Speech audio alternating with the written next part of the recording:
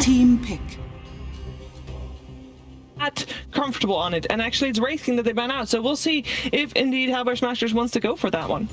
I will say I'm a bit biased going in this series. I'm rooting for BRAME. Why? I think that if they win this series, we're going to have a crazy last week, and that last series for BRAME is going to be hype AF. You want to see more tiebreaker action. Yeah. See these big names maybe not make it to the major. Yeah, BRAME's a legit contender, guys. They're in the group of people that are 2 and 3, and I believe there's also 2 teams that are 3 and 2. So if they go 4 and 3, they're almost certainly in a tiebreaker. Sure. And it's a team as well that you look at a team like BRAME and you say, if they get to like the international stage, they are a team that could shake up, teams from all around the world. Spicy, man. Yeah. And they thrive on the stage. We saw that when Spartan was leading at Finum squad. We know that they can deal with the pressure coming their way if they are playing on a stage, if they are playing on a LAN, and we've seen them constantly improve. And it is a lot of fun to see a team go from, like, both of these teams come from lower division, right?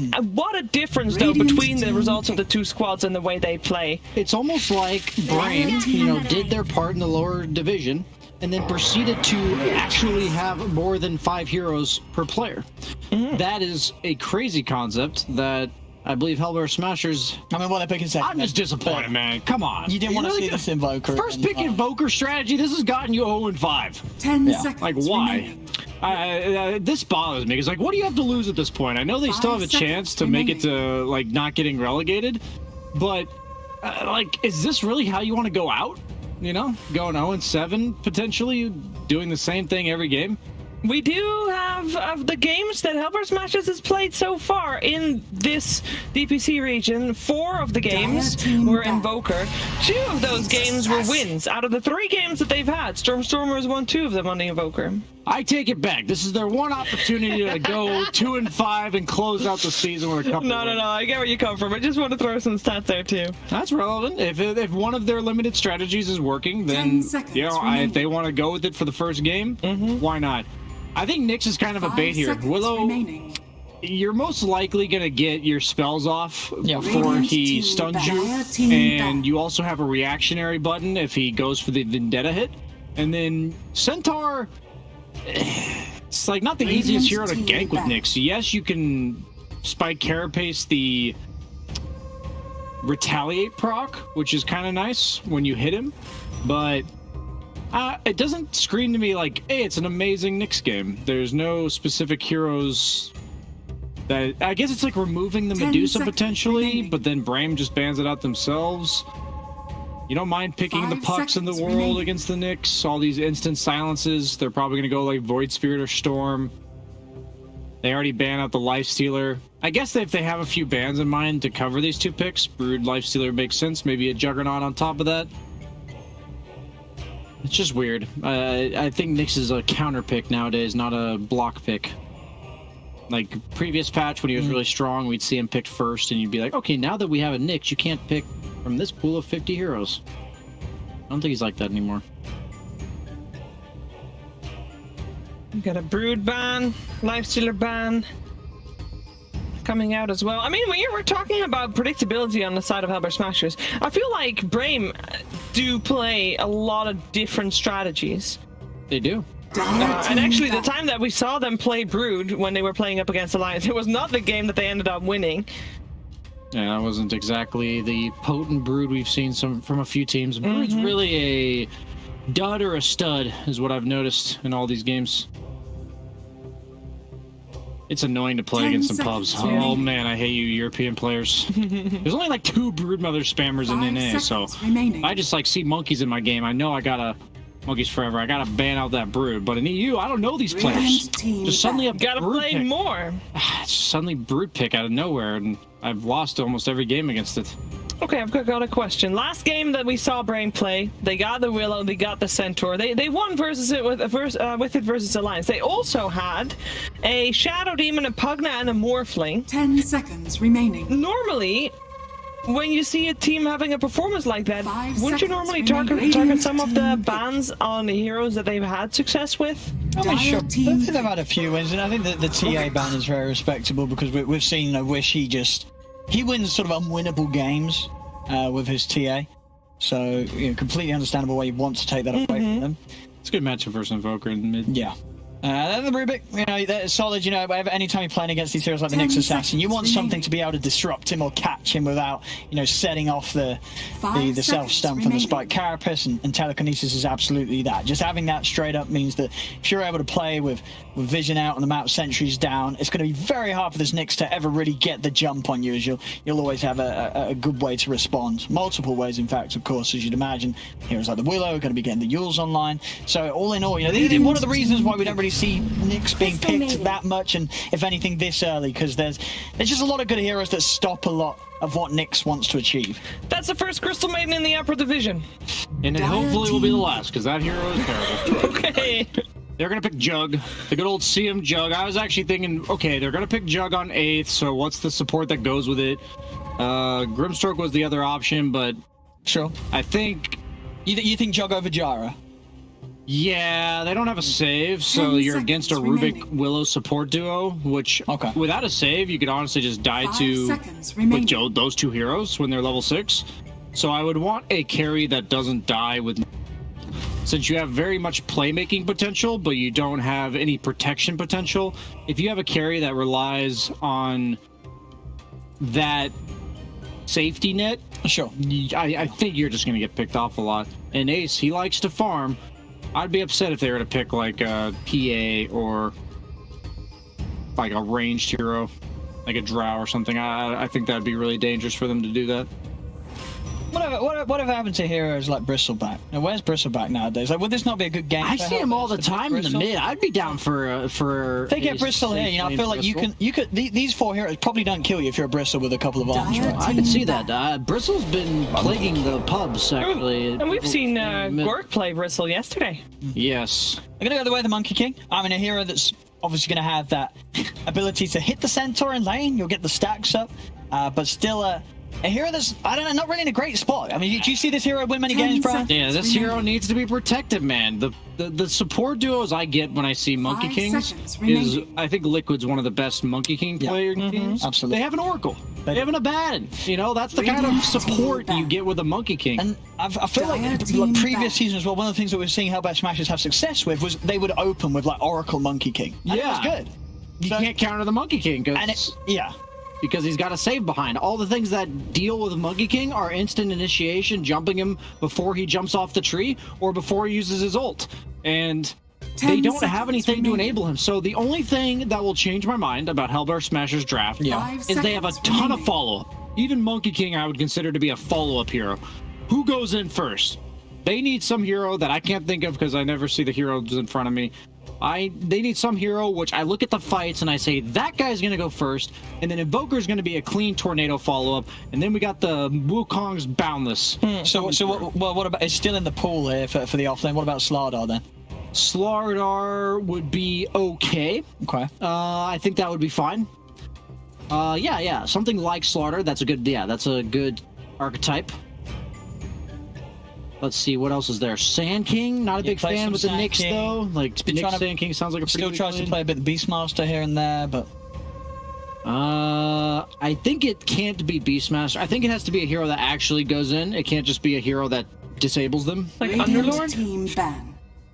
But if you're asking like what has Rasmus played, for example, it's none of those. Well, he has played Underlord, but other than that, it's like the Vano, the Axe here and there. I would be so upset if they pick Vano. He played Enigma and Dazzle. If they pick some ranged off laner, how about you go all in on buffing the Monkey King, and you've obviously got the Alacrity, you get an offlane Magnus. It is pretty tough if you're the mag and you're supposed to... I guess there's a Rubik, though. Rubik's always kind of... that's true. Yeah, a bit of an RC one. I'm down for Bloodseeker, though. Okay. Against Centaur Willow. It's just something that makes this Monkey Look at Brame's bans. It makes sense. Like, the way they're drafting, they're like, okay, they need a guy that goes in. Yeah. Tide Axe. You know, like, that's exactly what they're looking for. I think Slardar is the best option out of all the things I've seen so far. I think, like, Sand King would struggle in lane because Nyx Sand King are both kind of countered by the same things. I think Slardar or Bristle.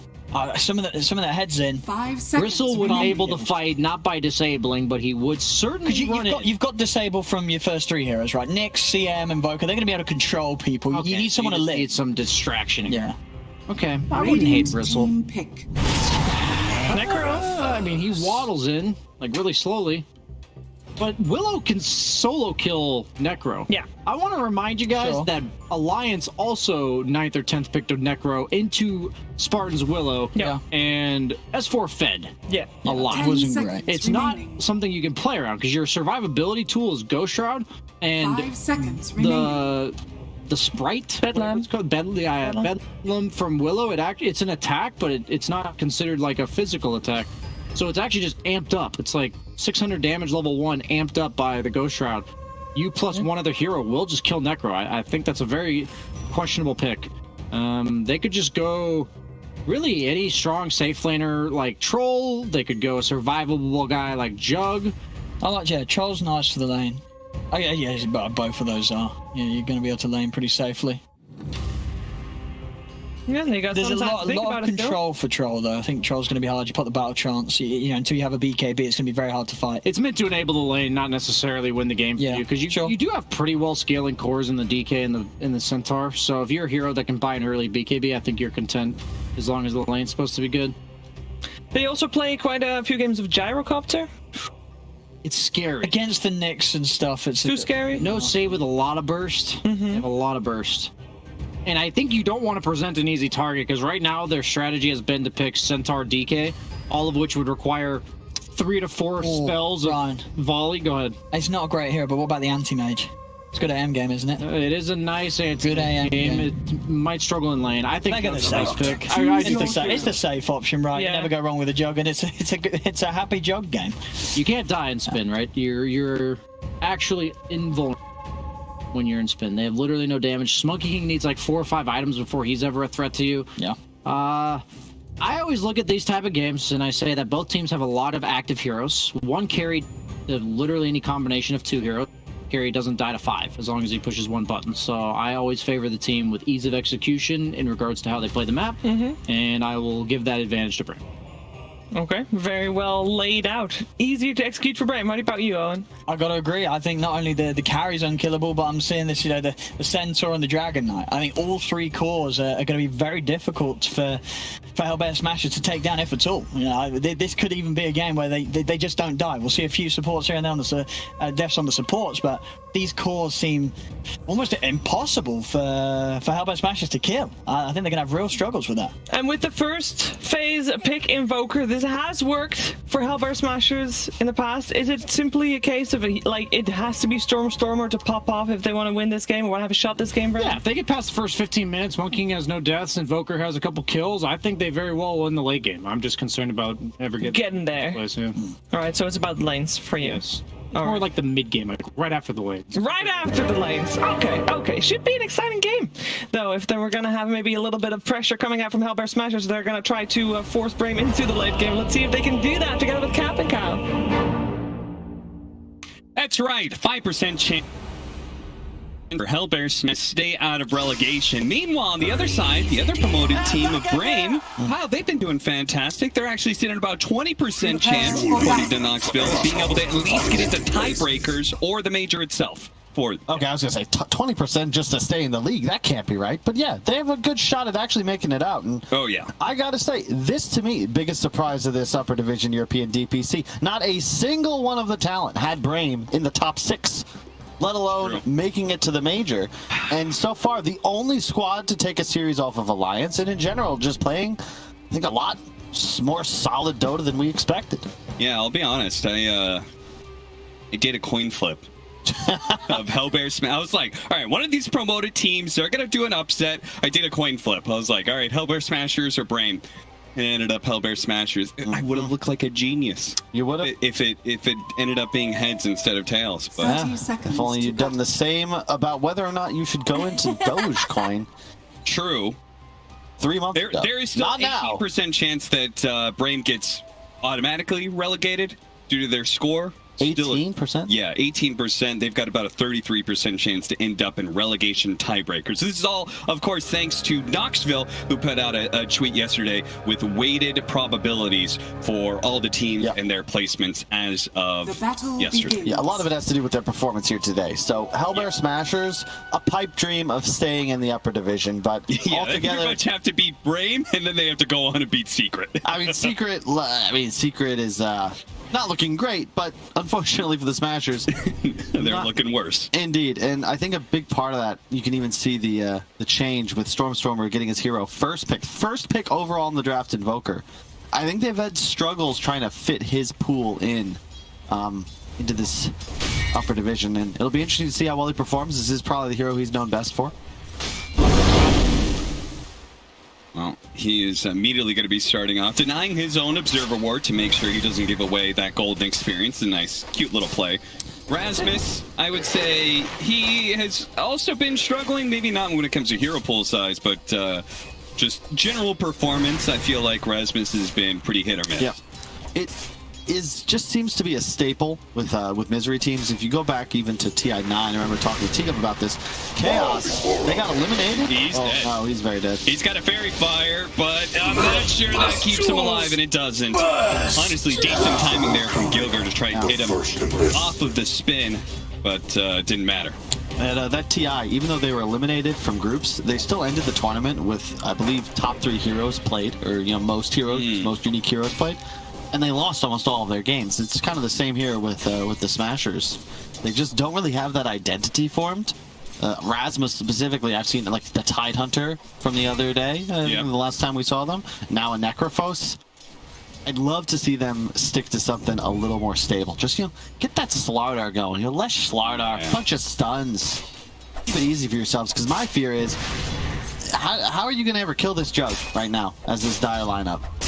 What's your play?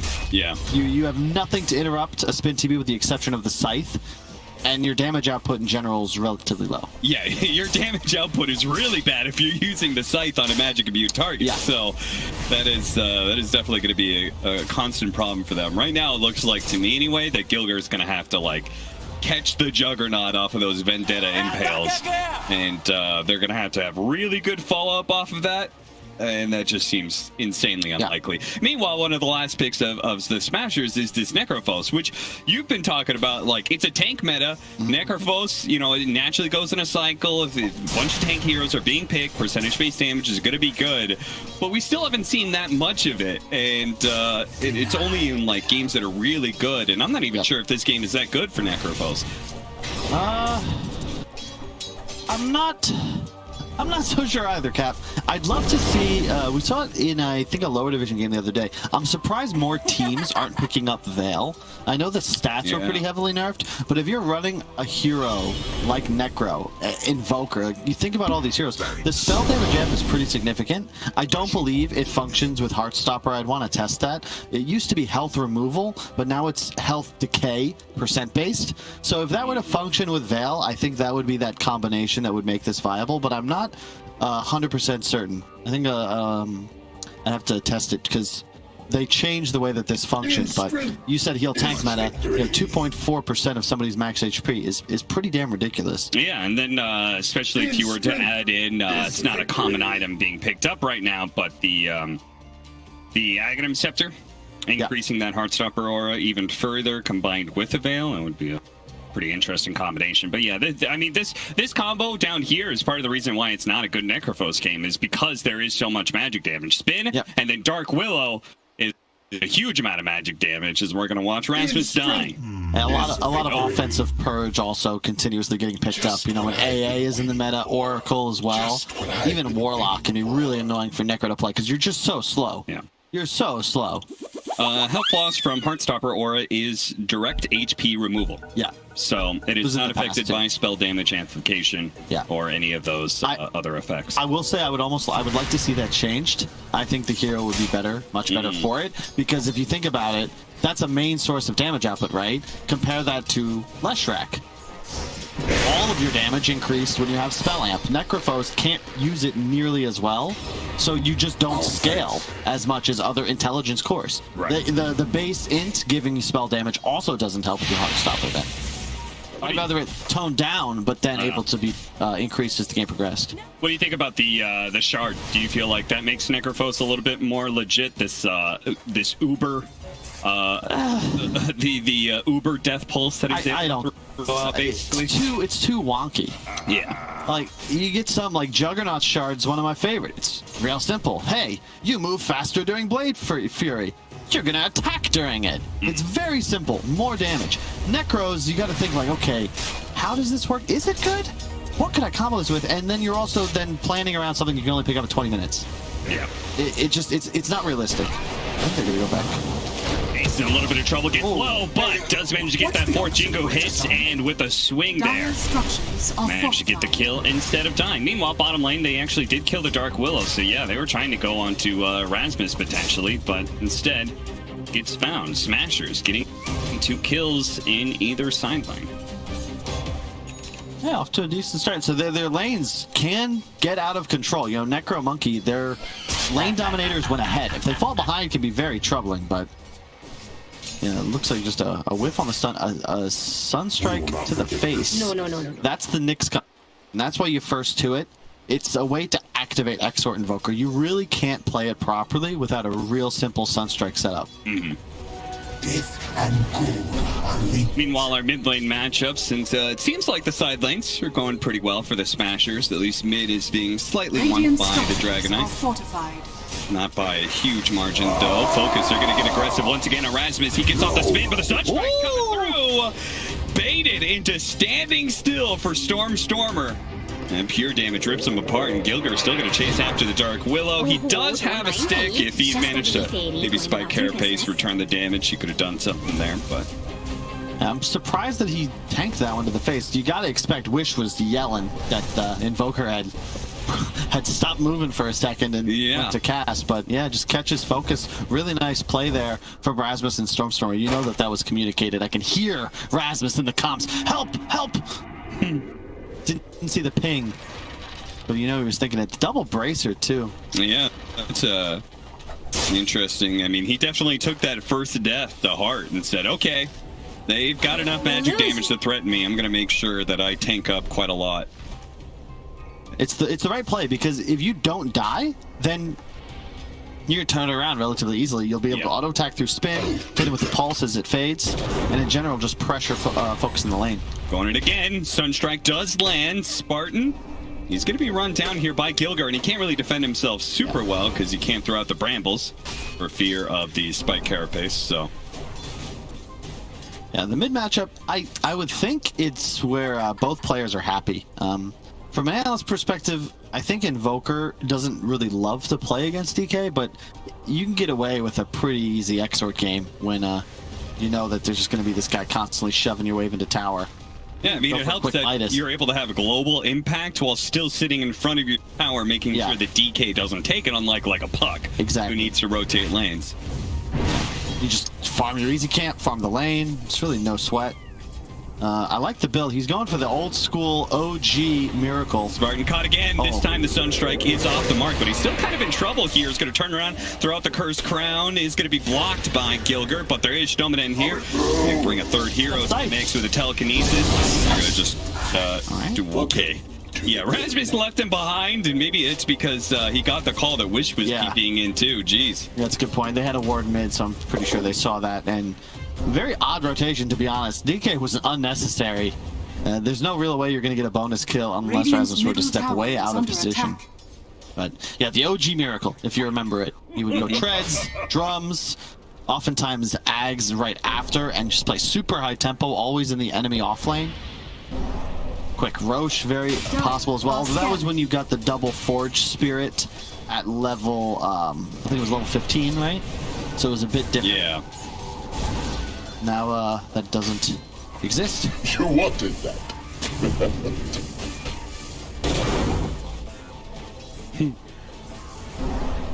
Gilger just keeping Wish away. Top 3 net worth across the board for Smashers. They're going to be very happy with their laning phase. So this is something that you said was kind of the danger of the Smashers lineup, is the fact that they could run away with the lanes. Just the individual matchups is going to feel pretty good. Now, how do we build on this from here? Because extend the laning phase. Heroes moving around, right? Exactly. You just extend the laning phase, and you could get this for another 4 or 5 minutes or so. You're so happy, but it's in BRAME's best interest to start making moves, right? Bring the Jug or the DK to a side lane, find a kill, push a tower, no problem. They need to make sure that does not happen. If you look up top, yeah, Monkey King's dominating, but look at his build. That's the first point in his W just then. Has Treads and Nova Corruption. He's all in for lane domination, so still susceptible to being ran at. Doesn't even have a point in the ultimate just yet. So if I'm BRAME, I'm looking to make things happen. Rasmus, love the build. The Hood double bracer means he is just not... You can't mess with him. And even if you were to kill him, it's going to require too many resources to get that done. Is it just me, or do you feel like BRAME's playing the wrong side of the map right now? Yeah. They just gave up that tower. I feel like you want to threaten the Monkey King right now and take his tower and trade off. I don't think the Jug should still be here at all. Maybe a move mid. You've got a stun. You know, it's a pretty free kill on an Exort Invoker. It's not as if he has any real save for himself. And they're keeping him now in the safe lane, but it's actually Stormstormer who's now pressuring the mid tower, while Monkey King still free farms. That advantage top means that no support is necessary for him to continue dominating. Nice little sidestep from Tofu. You will make a nice noise. Very smooth. This is like, Focus doesn't want to be here. Yeah, I want to see those two supports like move up to top lane, and like, especially since the Centaur, like he's gonna be a decent amount of damage. Haste. Meanwhile, like Necrophos, Double Bracer, and Hood of Defiance, like this guy is tanked up. He is prepared for you to run at him. Indeed. I think they've already kind of put themselves in this hole. You can see 2 minutes have passed since we asked to extend the laning phase. 1,000 more gold, the advantage for Hellbear Smashers. This is the dream. Somebody will die, right? You can expect Rasmus. He's knowing that this at some point will end with his demise, but he doesn't mind that. He is shoving into a tier 2 and then taking enemy jungle. BRAME are just kind of lost, it seems. You just see these dots on the minimap rotating back and forth, and there we go. Finally, the move comes up to the top lane. They're going to go for the Monkey King. The Monkey going to try and get off those Xingqiu stacks, but it doesn't really matter. They bring the full force of BRAME's lineup to this top lane. Glad they did that, but level 7.5 Centaur. That should happen like at 5.5 set up. As soon as you 6, boom, pop, that's a kill, and then you push top. Now it's so late that that rotation can immediately be punished by the Smashers. Dominant, caught by Gilger, the Vendetta Impale combination. It's going to catch a lot of hero kills, and they're going to give up mid, and Rasmus is going to get in front of this tower push as well. Rasmus is looking to keep all of these towers alive. Oh yeah, you can't stop him either. He's too tanky now. Yeah, this is great. Really great play. Where was this all season? Smashers? What's going on? Well, to be fair to them, they did take a game off of what? OG? That's true. Secrets. It's just the problem was they weren't able to put together a full series win. They've actually got, I believe, 3 individual game wins on the board. Yeah, the big issue right now for BRAME, check out the support net worth, man. That is rough. 800 on yikes. On Spartan. No boots. A lot of gold, and a big part of that, do you know why that's rough, Cap? Because you're playing against the Nyx Assassin. You don't have to spend much gold to support anymore, but you're now going to be constantly afraid. They have how many sentries down already? They've got 4 sentries down. They're going to need more than that, 5. You're going to be out of stock pretty soon, but you got to keep buying them. Yeah. And now that Smashers have tempo and vision control, it's going to be really frustrating to deal with. Move to the top lane. Another round of Vendetta. Invisibility. Skylark seems to have... I've noticed this about Skylark. He has pretty good map reads. Yeah. He's got the spidey senses, man. Yeah. Oh, wait. Does Ace have the spidey senses? Oh, okay. That was smart. He knows he can't be seen by the tower there, so that means that somebody was giving the vision to the tower, and that would be a Monkey King in the trees. And he's got a real quick blink on the DK, but trying to get They're going to terrorize him, knock him out of the trees, see if they can land the brambles on them. They do. They go for the magic damage now. Stomach on the side as well to be able to pull him back in. They do a decent amount, but it's not quite enough by itself, and that will be a Monkey King living. Ace is going to be fine. Stormer was able to prevent the rest of Smashers from pushing in. They're immediately going to move to the other side of the map, though. Stampede roughs him over. They catch up to Rasmus now, and Rasmus, he may be as tanky as all hell, but 3 different cores on top of him with no help from his allies is a surefire way to die. Ace, you gotta please be careful, my friend. They have a lot of magical burst for you. Is he really gonna set this up? They have healing ward. I don't think this is worth. Yeah, I feel like this is one of those moves where you just left into a centaur. Oh my. Yeah, that was close. I think you gotta just get that one to BRAME. Be like, okay, good job. You kind of outmaneuvered us there, and just keep farming, you know. But Ace trying to recover everything and protect his captain. Yeah, loses out on a bit of farming time. That was on Rasmus, honestly. He had pushed it into the tier 1. That's his job. You got to get out there. You know that counterplay is likely going to come in. So far, you know, Hellbear Smash, they had a lead, but it's tough for them to expand upon it if they can't control the enemy Ancient Triangle, because that's a Battle Fury Jug. He's very content now to just farm, catch waves as they hit his towers, and Smashers, they didn't really go for the scaling. You know, it's a Drum's Blink on the Invoker, it's a Hood on the Necro, so they have the lead, but it's not expanding like they might want. And would you have liked to see a more farming build for the Monkey King? Because that would be the biggest difference, right? Is the Monkey's going for a Deso compared to the Jug with the Battle Fury. I don't think you can go for the laning skill build and the Deso. You have to continue to fight at all times. Maybe disables Terrorize. Not able to get it off in time. It's like, it's one or the other, you know? And Ace, you know, he had a great start, but look at his net worth. Like, he's behind the DK now. He's in 5th place, and he had utter free farm from 5 minutes onwards. Yeah. The Deso's going to be nice, but they're going to need to play mistake-free, pretty much, the Smashers. Like, one fight lost, and they're going to be in some trouble. Nice Sunstrike gives them a little information. They know now that Wish is going to be jumping in here, and with that stun, they should be able to get the kill on Gilger, but still, it's a dragon form to defend a tower and get a support kill. That's not bad for Smashers at all. The thing is, they brought 5 there. Like, they're 5 heroes pushing in that tier 2, and they immediately flee. Notice Focus, as we look at our little picture-in-picture. Still farming the same triangle with his Battle Fury. Stats going up. Rasmus going to be the next one targeted here, but Spartan Sunstrike, that's going to blow him up for sure. And I don't think they can really deal with Rasmus right now.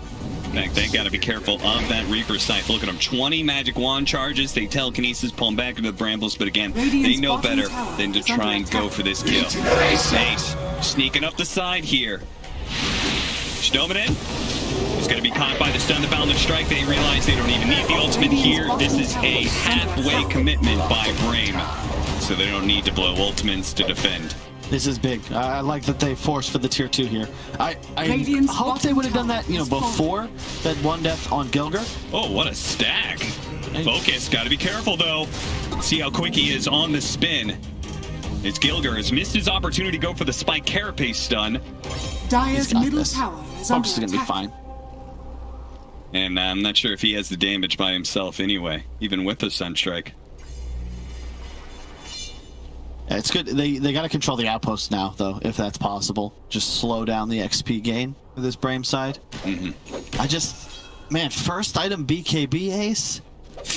Yeah, he was going for Deso earlier, and now he's made it even more conservative.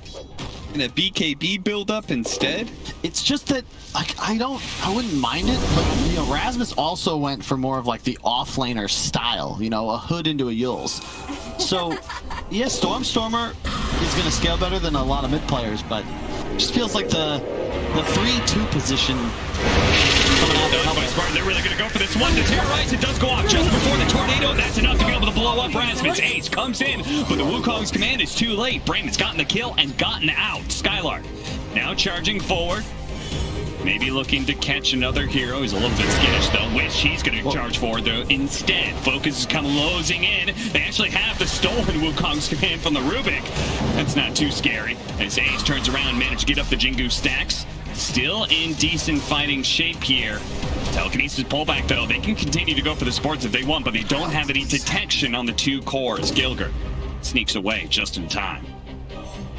Man, BRAME's just ready, and their team fight is going to be a lot better than the Smashers. They're great at getting the pickoffs, but this is my my big concern with the item build, Cat, because they're going for the team fight. They're trying to say we want to take fights and win them now, but that isn't what their draft is really engineered to do.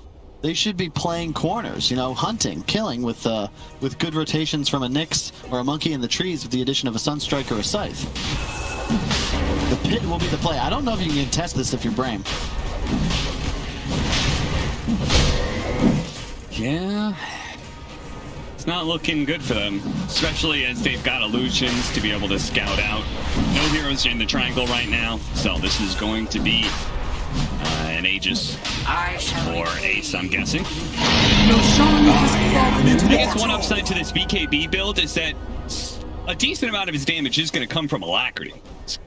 He does have that little bit of an extra steroid for him. I just would have loved even just a Maelstrom first. Yeah. You know, then his net worth is going to be more similar to the Juggernauts. Bottom tower is And under it attack. wouldn't feel like they were on as much of a clock. Still, look, they're playing a great game. They're up 4 towers once this one falls. Dire are scanning. They lost control of Bot Outpost, but they can grab that back as they desire. And they are still Radiant's protecting top tower has fallen. their side. Mid tower, though. Dire's Will middle you tower fight is this? under attack. BRAME is certainly Dire's set up. They have a structures sentry. are They might spot fortified. this Nyx. Radiant's top tower is under attack. I'm just going to back away, okay? I like this. Stormer stays top lane, continues to pressure that tier 2. Be careful. As long as he doesn't get caught, it's fine. But oh no, he went back in. He blinks away. But now the supports, they're routing him. If they have detection, they've certainly got him. They're going to use the terrorize just to make sure. This is a big kill in the Hobbit too. Managed to steal the Ghost Walk for Stoneman as well, so he's got another way to initiate. That was a mega kill streak as well. Ooh. That hurts. Mid lane though, Skylark has the hood. Is this the target you want, guys? They're going to try for it, but miss the impale right away. The Reaper's Scythe. That's a lot of damage. Level 2 Reaper's Scythe, and he's gone for a full minute. Now Ace is going to be caught by the Brambles. Not a Centaur. Rather ambitious to try and take this fight. They throw him back into the Brambles once again. They go actually on the slash. Gilger, he didn't have Vendetta to be able to get away from that. Tofu's going to be run down by Focus as well. He's trying to juke away. He slips into the trees as best as possible. A Yule Scepter will buy the support a little bit of time here. Ace managed to get off the Wukong spin. Boundless Strike on it too. The magic damage is coming in from the spin, but he can't stand and fight Ace. Ace is going to be caught by the Brambles' Cursed Crown. Magic damage flowing in. He's life stealing off of the creek to be able to stay alive. And Ace, he does it. He stays alive ever so barely against the assault from Spartan, and now Witch. He's going to be chased down by Ace up next. They're going to throw out the EMP to burn Witch out. Ace gets another Jingu stack so he can go ahead and heal himself up. Nicely played by Hellbear Smashers. That was sick. I did not expect that fight to go so well for them. Really well done by Ace. I was the trigger discipline to not use BKB. I was just yelling in my head. Just no, really? You're just gonna keep it? Yeah. If he dies there to Skylark, that is a totally different fight. Or not Skylark, but Spartan. I keep getting them Dire's confused. top tower is under attack. Either way, they're gonna find the jug here, but he should wait until spins back up. There it is. I don't think he's gonna get caught. I like the decision to go for the Ags. It's very nice against Nyx and CM. Get both the positioning and the free damage off.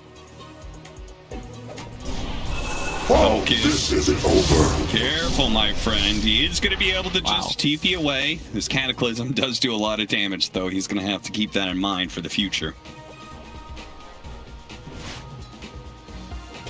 Oh, hey, Snowman. What are you doing here? All right, Gilger finds a freebie as a bit of a pause. Not sure what Snowman yeah, was doing doorbell got caught. And this is, there's the Necro factor, even with the hood. Wasn't popped, nor was the Essence Ring. Maybe that fight goes a little differently if so. But you can see the concern. It's all about keeping supports alive if you're Smashers. Your cores can handle themselves. Nice Yules there from Rasmus to protect Tofu. Got him before the spin came out. Yeah, that was a great Boundless Strike from Ace. Otherwise, BRAME might have been able to just continue rolling over them. Looks like they're going to be able to catch Tornado into the Meteor. Smash. I'll be back Jump for you. in and just make sure that Spartan is indeed dead. Deso now for the Monkey King. Spartan is, I Dire's love him. bottom tower is under attack. He's just face checking the high ground. So Radiant's that's his top role on the tower team. is under attack. Yeah, it No really fear. is. Radiant Spartan structures heroes are are a certain breed, you know? Yeah. It's, you got to get your Undyings, your Dark Willows, Yeah. your Spirit Radiant's top Breakers. tower And look at that, a Under healthy attack. half of his team's deaths. It's the role of a good Dire's 5. bottom tower has fallen. The issue is they're losing a lot of structures, and they've yet to even Radiant's top threaten tower this has dire fallen. tier 1 middle. Makes the Dire's map middle much harder tower for them to is under control. attack. Now down, still 3 towers. Only 5k, but it does feel like Smashers are getting to a pretty solid spot. I think that their team fight now is formidable solely because their cores just don't seem to die. Yeah. And if you can't kill them off in an Omni/stun combo, I just don't know how they'll die. And the minus armor from the Monkey is pretty significant with the benefit of that alacrity as well. I've noticed this whenever, like, the net worth can be even when you take all the enemy tier 1 towers. Like, sometimes they just outfarm efficiency you Dire's or bottom whatever, but tower it's when is the under tier attack. 2s start falling that net worth really starts plummeting, because it just represents, like, okay, it's a decent amount of gold from the tier 2s themselves, but the map control you're getting, if you've taken tier 2s, the enemy is very limited on farming, and so we can kind of see that windfall beginning to the favor of Smashers, setting up on Wish right now. He does have a BKB. Nice so setup, able to get the chain stun combination with the Cataclysm over the top. That is all Stormstormer. He's baiting the Forge Spirit. It's like half HP. It's calling out to be killed by a Fire Breath. And your typical reaction is like, oh, he must have forgot to micro it. Nope.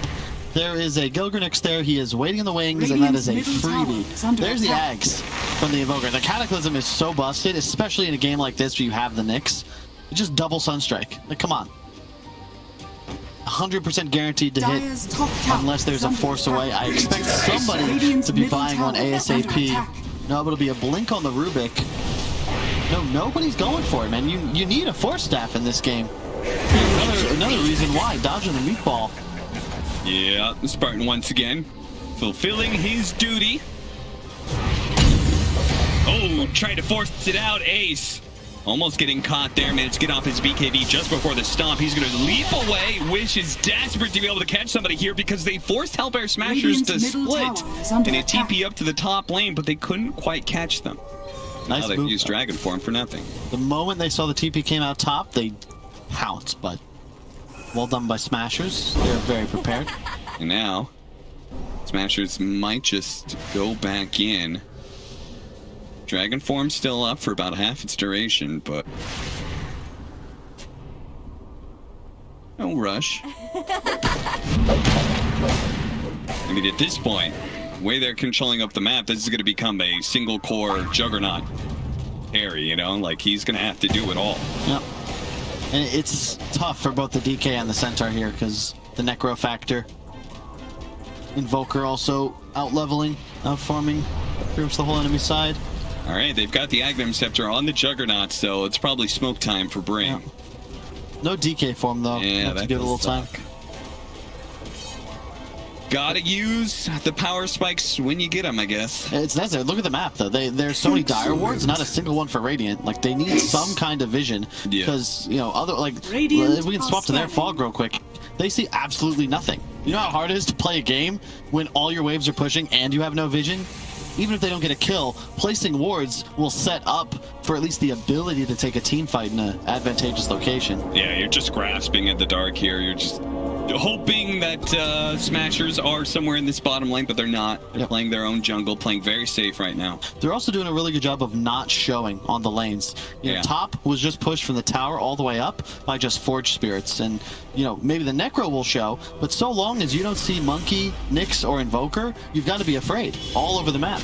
They could be anywhere from your woods to right on top of you to just casually doing Roche. You never know. The lead out onto the Centaur. That's certainly going to be enough damage to blow him up, but Wish at the same time has already jumped in. Pops his BKB after the spike carapace hits him, and he's trapped. Spartan, get out of the way. Wish is trying to get away from H right now, and Spartan goes in for the kill on the Stormstormer, but of course he doesn't have enough damage for that.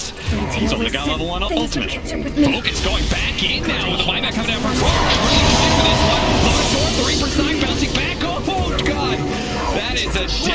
Dragon Knight. Rasmus able to execute him pretty quickly, and Focus doesn't have much left. He's just got his Aghanim Scepter to be able to bounce around a little bit, but he doesn't have a spin, so he's immediately going to be disabled afterwards. And yeah, Rasmus calling it.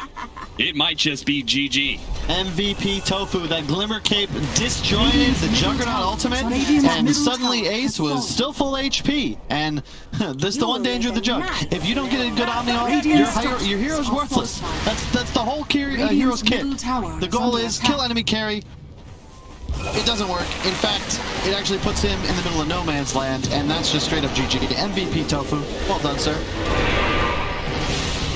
And also, he doesn't have the size he makes up for in his wilds. Radiant's middle gotta carry. And this is the danger. Remember, we're playing against the Nyx Assassin. All the sentries getting placed all over the map. You don't necessarily have the luxury of holding him for the fight. They did have one on Spartan, but he died straight off the bat. Thus, nothing remaining. Smashers keeping the dream alive to stay in the upper division.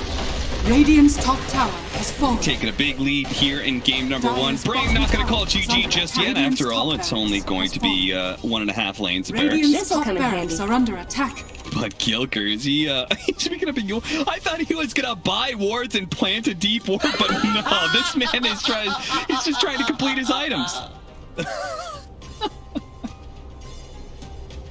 Try to kill your on folks. They know where he is. Must be hard to scuttle around with those kind of colonies. Once again, the Smite Carapace Impale lead off just to be able to blink away. And even throughout the Cataclysm, that was just for fun. No! Okay, well, it does bait Spartan into a dangerous position. Going to be covered by Focus here. Throws out the Omni Slash onto the Lotus Orb. Actually, just the Aghanim Scepter. He bounced over onto Ace, who's stunned up, but they didn't have the chain stun follow-up. Now they're going to turn back on Rasmus, but quickly realize he's a bit too tanky to go for. BKB Centaur ultimate going off. Smashers are trying to keep up right now. Looks like Ace may have dove in a little bit too deep, but they don't have the damage. Never mind. Dragon Knight caught just on the edge of the Wukong's command, so Ace is able to go to town right now with that alacrity, plus the Jingu stacks. You just can't fight him anymore, Cap. It's a 20k gold lead. It was manageable, 2 to 5,000, but now they're just so many items ahead as they check out. Spartan's death. Are these all the Sunstrike kills? It is. It is all the Sunstrike kills. We do head back into the game. I believe we had another Sunstrike kill or Cataclysm kill. Is that on the DK? It looks like Skylark, yeah. Alright, Focus is going to come on in. And go on in. He's dead. Oh, nice time. Up there, still going to catch him. Caught in his place, Rasmus should be able to catch up eventually. Never mind, he just keeps running into brambles. Okay. That would have been a typical Rasmus move. You know, get Spartan, thank him for his numerous deaths, now in the double digits, 1, 12, and 6.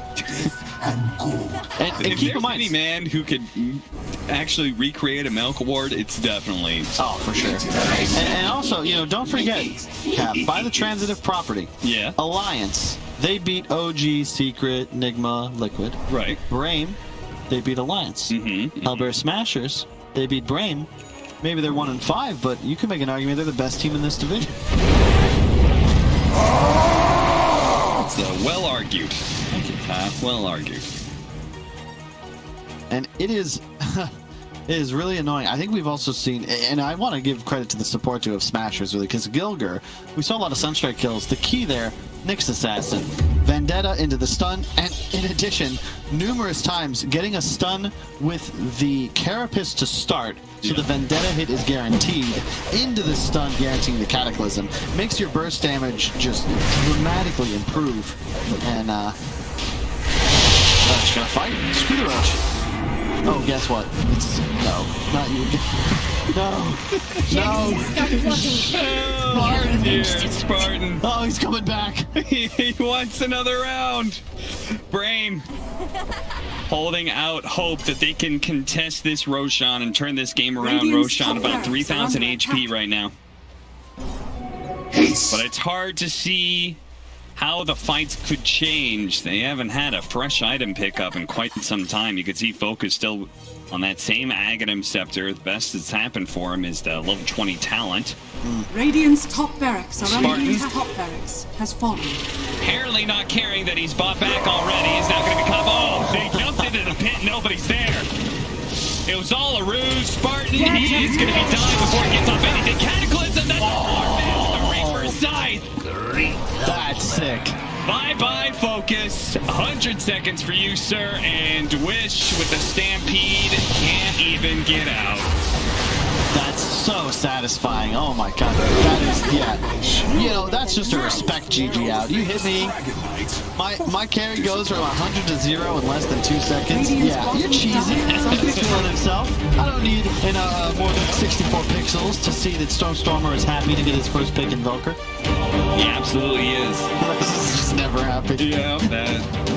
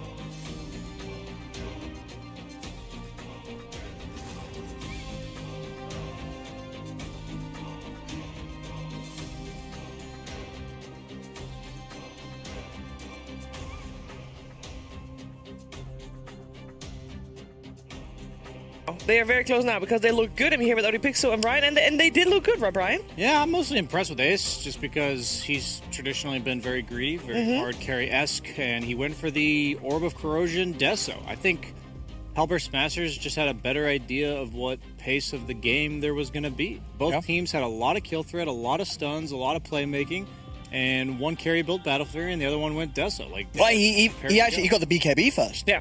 Oh, yeah. It was that much of a, when you're going BKB first on Monkey King, that tells you something, right?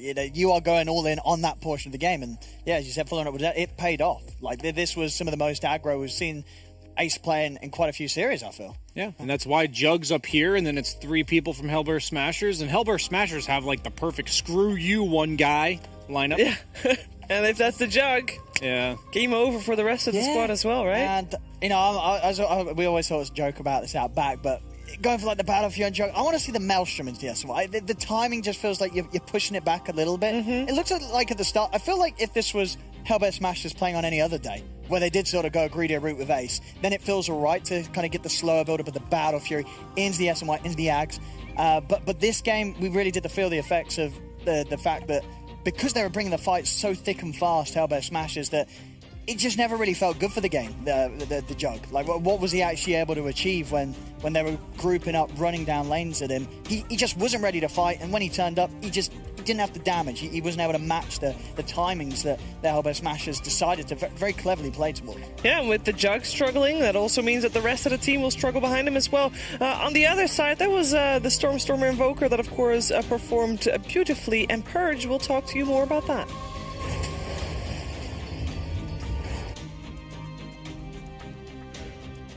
Almost never see from Invokers right now. It's a lot of Quaswex in multiple regions here, but what the Exhort gives you is a better lane stability without having to leave your lane. So even though you don't necessarily win your lane super hard, just being able to contribute to getting these side lane kills is really, really beneficial towards winning your lanes. And the other cool thing is that with just some stun setups, it makes it easy for him to contribute in these ways. Monkey King as a core is obviously a good lane winner hero, but the fact that he can move around getting setup kills, as can Nyx, made Stormer feel so much more useful. And the other cool thing that Exhort Invoker provides is a lot of physical damage, which makes it so he can actually push. He pressures towers easily, still contributing to Sunstrike kills with the supports if those utility or if those setup heroes end up finding them. So he got a lot of value out of his hero. Here he is, 12 minutes in. Look how dangerous Centaur has to play.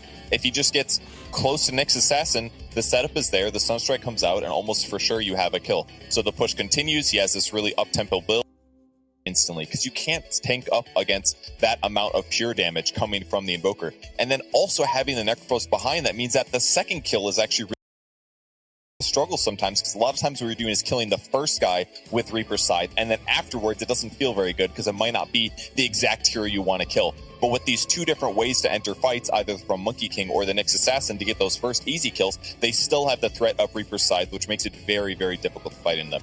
Here he is, amping up his hard carry who went a really defensive BKB.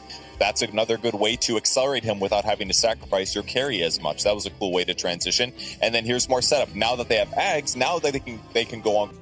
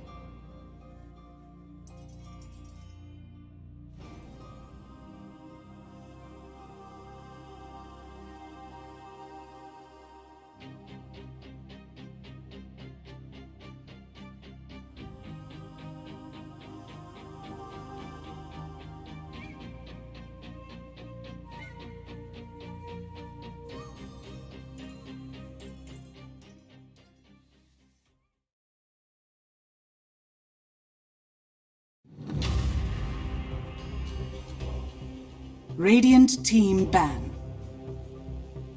Game 2 with BRAME versus Hellbear Smashers. Both the teams come from the lower division from last season, and here they are in the upper division. Quite the difference in results, though, as BRAME is sitting on a 2-3, while Hellbear Smashers 0-5 here in the upper division of the Western European DPC League, and Hellbear Smashers is 1 game up. And that means that they are 1 game away from taking their first series in this league. Very important. They still have a shot of making it out of elimination. It's a small chance. It's a tough ask, but it's there. We're gonna find out if they can get a victory here on the board. BRAME, on the other hand, they might have overestimated or underestimated rather the Invoker, but they're not going to do so now, Brian. They banned it. Yeah, this button's not working, and it's just making me sad. 'Cause I wanted to hear T-Guff scream, "We have a game 2." Yeah, why isn't that working? Does the rest work? No, I don't. Okay, yeah. Yeah, it's just that button. We got game 2 is not working. Yeah, well. Owen? There we go. It's just a 1. Yeah, just act like that's the 2 that Cap said there. I will say. Oh, there we go. Okay, phew, I feel better now. All right. Thank you. As you were saying, if I was a betting man, you know, I would have to go against Hellbear Smashers here because statistically, historically, statistically, we're looking at this and saying they haven't taken a series yet, but they've been here winning the first game plenty of times. I believe they won their first overall game in DPC, did. And I remember because you talked about it after the game, we saw a lot of smiles after that first game, and that's a look we haven't seen in a long time, and I think that's why we saw Misery looking the way he did after game 1, because he's like, okay, we've made it here again. Serious business. But we've fallen short too many a time already, 3 times to be exact. So I like that they have an idea of what they're going for. Tiny AA, it's a strong duo. It's going to burst the hell out of pretty much anyone. Now, I would not be surprised if that's just a Storm or Tiny. They did ban out the Invoker, so we're not going to see that again. BRAME going for a Lina of their own. Probably a deny pick. Yeah, I think something that was also banned out very early last draft. And they're coming in with the big picks here to open that. They'll put it out there. TA, it doesn't matter when it's BRAME, when it's picked, because you can pick the counters. He'll still have a good game. We've seen it come out in drafts where it's like, well, this was like a terrible TA game, and it wasn't for him. So they can get away with this. He is that good on this hero. I want to see some Drow. You know why? Because I picked Drow and pubs 3 times yesterday, and all my 10th pick mids picked TA. And TA with 60 free agility at like 20 minutes in the game is a sight to behold, Owen. That is a lot of damage, a lot of attack speed. I was like, wow, I don't even have to hit people. The TA just 3-shots them. It's a lot of range squishes then, but you're right. As long as you've got like a good frontliner, you know, if heroes like Tiny AA, if they're not getting the jump on like the Drow, you know, they're just going to get pelted down with arrows. TA kind of is a frontliner. Yeah, you're cool with TA just going in. Or mid-game, you know, in the right game. Meaning if they ban out the Vipers, the Bat Riders, the Venos, these type of things, then TA can absolutely go in first. And AA is a support that is completely vulnerable to just getting blinked onto and dying. Yep. And there's really, he can cold feed you, but that's about it. And you're going to die in the duration that the cold feed takes to proc. So they are revealing this is Alina support right away, which I think was probably the intention all along. But I think they kind of a downside of the TA. I think that the fact that, you know, the response was Tiny. You have the Tiny AA. I think you see that they would have known that they weren't going to put it in a core position, because it would have just been far too vulnerable of a hero to put in that position against this sort of insane burst. You know, as a Lina, you're never really going to have items that keep you alive from that combo until very late in the game. Yeah, we've seen Stamana play Lina once. It worked out. It was their win against Team Liquid. But I believe it was laning together with the Centaur as well, so they had a very strong offlane. Centaur actually one of the heroes that is still in the pool, and obviously we saw Centaur for Skylar previous game. It didn't really look that good, even though that hero is supposed to be OP. Why didn't it look that good? It was the Centaur Rubik lane against the Monkey King CM. It was weird, because at the start, the cores weren't dying. I think we looked earlier on, like each core had like 1 death, and supports had like 6 and 7 deaths. And I think it was just a case of the game, you know, they were behind, they were playing from behind. Centaur was having to be used purely defensively to just bail people out. You know, they were having to pop Stampede every time the DK or the Jug was getting jumped. And then when you're having to play like that, there's not really a whole lot the Centaur can do to swing the game around. You know, Centaur, of course, is still absolutely fine and could very much be something that they go for again. I don't think it was anything in the play or the build that was really wrong that game. It was just a tough game. I think the pick itself on Centaur, I'm learning a lot about this hero this patch just because we're seeing so much of it, and a lot of teams are feast or famine with it, and I think it comes down to the fact that that hero wants to sit in lanes for the first 15 minutes of the game and just use Retaliate to farm, Retaliate to pressure towers, and the Nyx Invoker just made that impossible. You can't possibly tank that much damage. And the Nyx himself, after he gets level 6, he's never showing. So even Purge showed in the clip that he was scared to even walk up to lane when it's right outside of his tower range. And that's not a way that Centaur can really flourish as an offlaner. He is a farmer. That's the thing about these offlaners that rush Vanguard. They are pretty greedy, and if you can shut down that farming period, they're not going to hit that timing they need, and then suddenly, like Owen said, you're playing bailout for the rest of your team, you're not getting your own items, and then you're just kind of a non-factor at maybe 25 minutes plus. And they go for the Death Prophet, which... maybe an offlaner to go with the 4 tiny potentially. You think that's most likely? It's like it's a decent mid laner, you know. But the problem is if you put it core, when I say core, I mean mid lane. Usually you want to save, and they go immediately for the Tusk, a hero that can gank the Death Prophet, that can gank the tiny, enables the TA. I'm a bit nervous. I think Tusk Drow would be sick here. That'd be absolutely sick if they were to go that route. You want that melee 5, one that amps up the physical damage. Gives you a save in and of itself, a reset per se against the AA.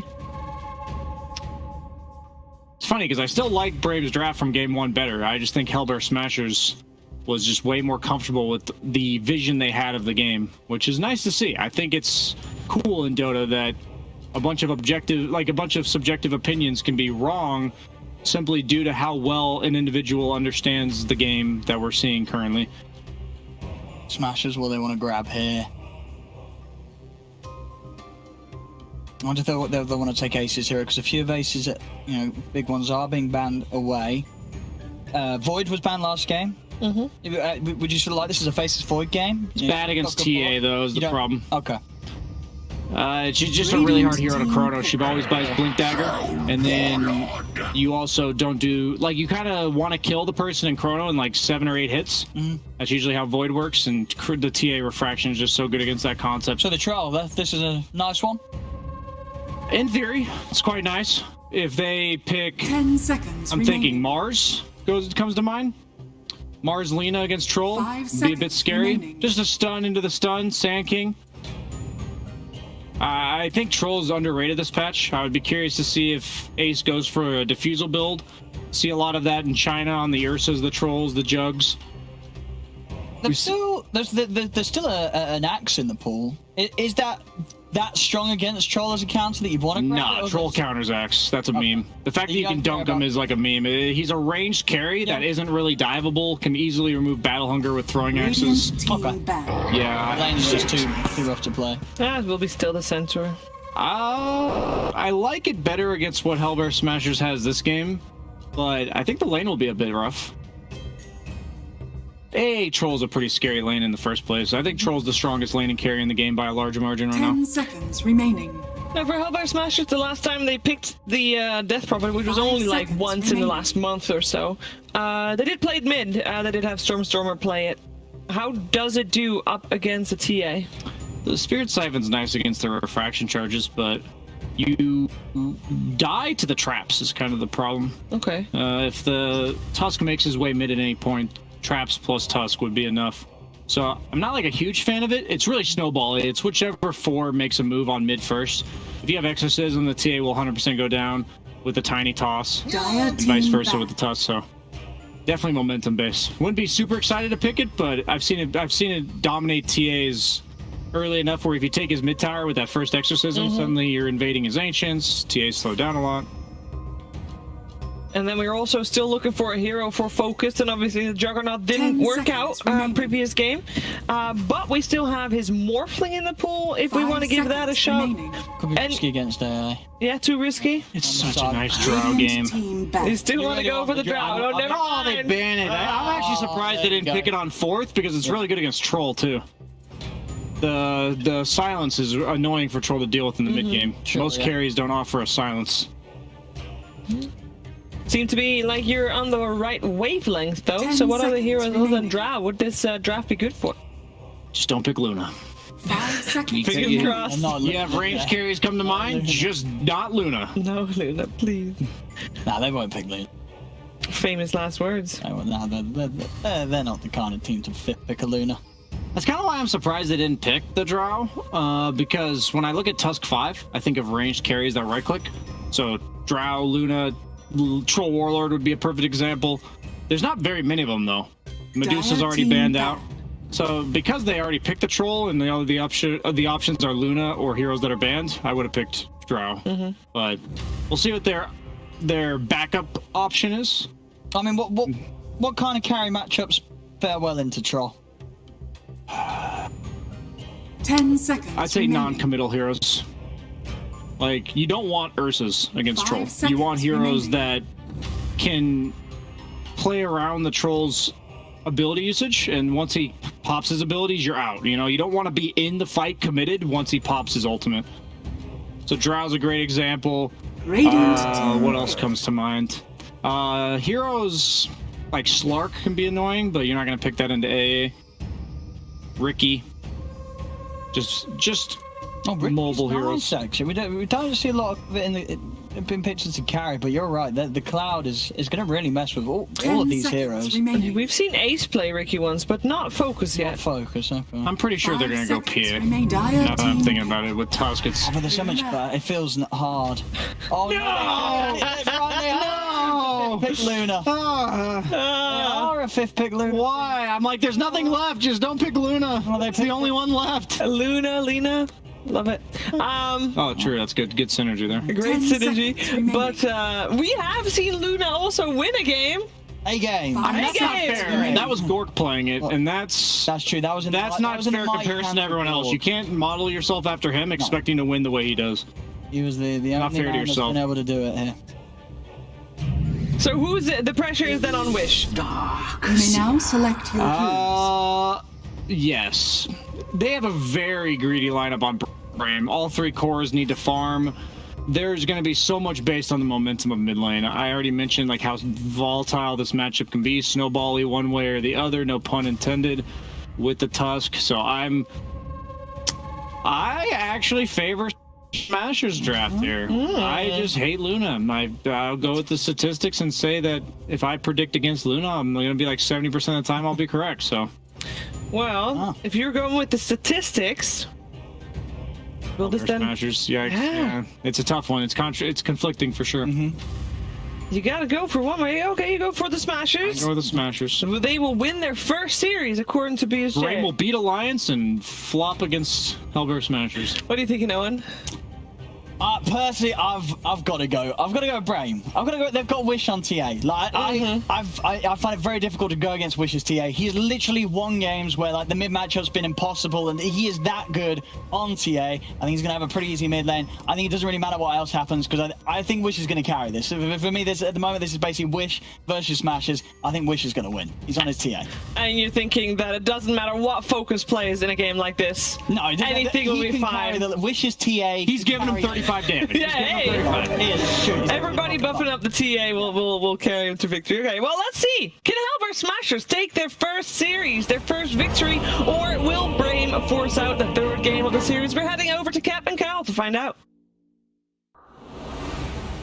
That's a lot of confidence from Owen.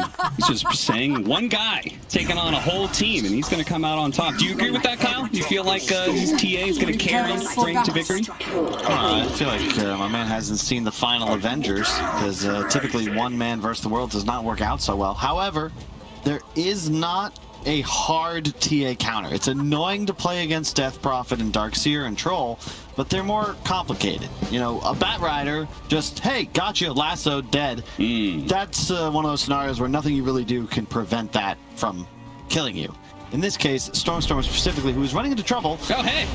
Tag team. Oh, the LSA clearing through the trees. That's going to help them quite a bit in securing this first blood for none other than Wish and the Templar Assassin. So, Stormstormer, DP is one of those advanced level mid heroes. All right? It's not a traditional pub spammer. It's more of a professional's tool, 30 seconds. And against the TA, you are favored, but a good TA player can still beat you pretty handily and also threaten kills quite easily if he gets ahead. A first blood certainly helps in that department. And yeah, he just starts the lane with the Wraithbane now. That is very nice. And not any more than that. I was going to say maybe Gilger's going to get caught here, but he's got boots. They're looking at this going, all right, this guy is going to be way too hard to catch without an actual stun. So let's just let him go free. He might sneak around and steal the bounty runes, but it does look like the Lina has the heads up. Shnomaden, he's going to grab that before the Tiny can get there, but the Tiny, where's my Tiny? Gilger? I thought he was going to circle around and catch Skylark there, but apparently not. I was like, okay, that's a kill right there. Yeah, I was like, oh, he's on rating. No, he was on Dire. That's a free, that's 100% a kill. I don't know. Nice. Up with that. Hey, that's some good damage right there. Of course, they got to turn around and throw that damage right back. Hello. Okay. Yeah, so I'm with Brian. Luna, especially into AA. Is it really the pick? It's a lot like Gyro. You kind of need lifesteal to sustain within fights, and this is just going to be a really tough game for Focus. But I think we were talking about it on the ride over. 18 minutes in, you start pushing. That was the Drow, but Luna functions the same way with the TA. In that you give him Look at that aggression, Spartan. He knows that Gilger doesn't have any mana, so twice he kind of poked his head out because he knew they were going to try and go for the pull, and they actually managed to kill Gilger as a result. Nice job. It was nicely done, and also managed to get its range creep denied on the neutrals, so. And check out some of the stats. TA, I think one of the more matchup-dependent heroes in the DPC, so not surprised to see it with that like 50-50 kind of win rate. Wish taking an easy camp very early on. Yeah, I didn't realize you farmed the easy camp that early. Yeah. Thought maybe you would stack it a couple times, but... This is the thing. Death Prophet can blow through your refraction decharges very easily. And in theory, start to outscale you, but definitely TA favorite for the earlier levels. Wish holding on to the refraction for now, waiting out the Spirit Siphon. Now we'll start unloading. Pushing in that one creep wave so he can at least secure himself a refill on the bottle, thanks to the water runes. Yep. And that is part of it right now, right, Kyle? As a former mid laner yourself, I'm sure you would have appreciated when lanes were this easy for you. Turn around, LSH, Dominant, not afraid of death here. Cold Feet just coming up, but the Lina does manage to slide away into the trees. Instead, Skylark's going to be taking a heap of damage. They're going to go back on a Tofu here. Does have the LSA, barely lands, and Cold Feet, though, is going to be able to catch him, and he's not going to be able to turn around and get more damage out. There's a brawl up top. It really is. And, Owen said Wish versus the world. He would bet on Wish, and so far, his premonition is working. I mean, he's just farming. He pushed mid-wave, so he's losing nothing for this. Yeah. It looks like he'll just, not even going to stack it. He'll start farming it. Maybe he'll farm the whole stack. We'll stack the Ancients. Okay. And then look to finish up this hard camp. Gilger toss. Almost dying again here in this bottom lane. I'm going to say I'm not a big fan of Darkseer right now, but... I mean, when you've got a Luna matchup, I feel like TA as well, actually. This is one of those times where I quite like the Darkseer pick. And this is the dream last pick. I would have liked Bat. I thought it was banned. If it wasn't banned, you got to pick it. But Darkseer is pretty much the same, just a little bit more team fight. Not the same at all, really, but it's good synergy with Troll, and it provides you somebody to buy auras, which they were missing until that pickup.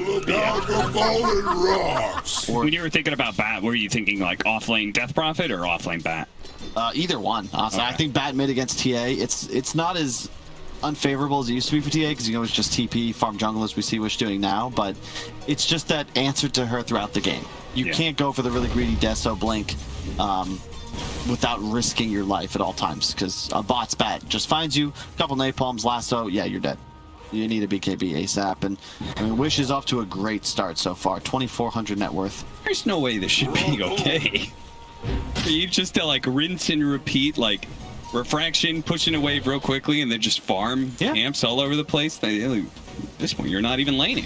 Radiant's bottom tower is under attack. It's 6 really early on. Nice combo. Saves Rasmus' life, does a decent amount of damage, but now Gilger's going to be caught here. Does have the tree toss, so they made sure to get out of there on Spartan, and Spartan once again survives.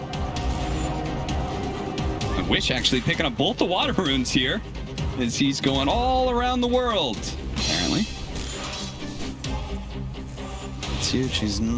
He'll just come back. There's no drains now, so now level 6. It's gonna be really annoying to play this lane as Stormstormer. BRAME out to a huge lead. Rasmus is getting like nothing down bottom, and Naked Bottle is not really helpful, especially last hitting when Luna's facing you with 80 plus damage at the moment.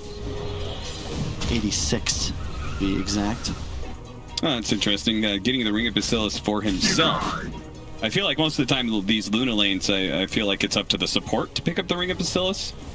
But that's I like that. Focus does it for him. So now it allows the Tusk to be able to play a little bit more forward with this Raindrop and Windlace that he's picked up. I don't know about this planting tree toss from Gilger. Even if it gets you the kill, I'm not sure it's worthwhile. Oh, kill a top lane, Tofu. Enough for you. Getting caught out by the Chainstone combination. They have to watch out that this duo, it's a killing duo. They may be able to do a lot of harassment between Troll and Ancient Apparition, but if they ever get caught by the double stun, they may just be dead. Meanwhile, Spartan gets another pickoff on Gilger. Smashers really suffering in the laning phase this time around, and this is going to be a good test for Smashers because last time they killed it. They had top 3 net worth by the end of the laning phase. Yeah, this is just straight up disaster. And Wish he has a nice trap set up too if they go back towards it. Spartan. Snowball buys them a little bit of time here. They are indeed going to be able to blow up Rasmus. Unfortunately, the shards doesn't catch Stormstormer. So he's going to be able to get away, passing out the bottle. Gilger threatening to go for the toss under tower. But Stormstormer at the same time was focused on trying to get his bottle back with the refill. And this is the dream game for BRAME right now. The problem with the Hellbear Smashers lineup is it's reliant on team fights and not getting absolutely blown out of the lanes. If you're BRAME, it's Luna TA. You snowball. That's the whole game. You're gonna get ancient stacks up real fast. You're gonna take them starting now. That is insane. 6.5 minutes in, Wish is already starting to clear it. Or is he just stacking one more? Will he try? Yeah, he's going to. He's not going to. Now, I know one of the problems you had with Luna is that you feel like she's too fragile of a carry, too snowbally. You know, just one death and kind of there goes the game. Do you feel better about this Luna pickup when you have a TA who's more of a carry style mid? Yeah, definitely. It's a lot better. It feels a lot better because TA is naturally going to apply so much pressure on the map. And then Luna gets spaced. Yeah. Sure, you both would love taking ancient stacks, but I think Luna's comfortable giving those up and then just farming offensively in the lanes. Not sure where that shard was headed to. I love that Wish has stacked his own ancients. I think it's a 4-stack right Radiant's now. bottom tower is under attack. Very good. Probably going to wait for a casual Blightstone to go clear it, maybe some more levels. See what he chooses.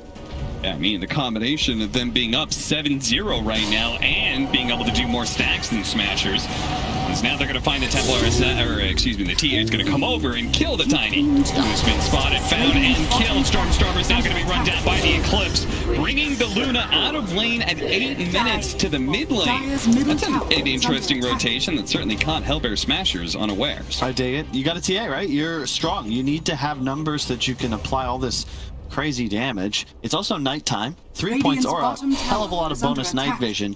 Pretty impossible for Smashers to get something done here. They did have that ward, but just did not help. The rotation too clean. And now Wish right to the Ancients. Concealed. And Hellbear Smashers, no way to contest. He did this all himself. Oh, they caught the troll. He's dead. He's dead. What? He cannot. Okay. He's gonna say get off its ultimate, but he hasn't even leveled it yet. Roll up, Focus gets the kill on Gilger, and Spartan, they've got a surge coming up on Rasmus. He's got to use it just to be able to get away. As Spartan, fearless in his attempt to try and go for the kill on Rasmus, barely survives yet again. Focus deals with his own illusion that had the ion shell on it. Oh, he's gonna go for the bounty rune. Spartan, you madman. He's got the shard to protect himself here. Stu should be able to block this off. that was so that was such a Spartan move. Yeah. If he's on the wrong side of that, he's just dead. No. And he goes. He could have just kept running and then just thrown it normally to block the kill. Yeah. You know. Oh my god.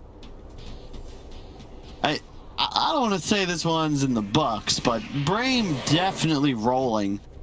You're gonna have a blink up real fast. Smashers are gonna need a dream of a team fight because they've lost every lane. Not just lost, like got crushed. Top lane isn't a total disaster, but I agreed with BSJ. Troll's the best laning carry in Dota right now. You had an AA, and you're getting bodied. Yeah.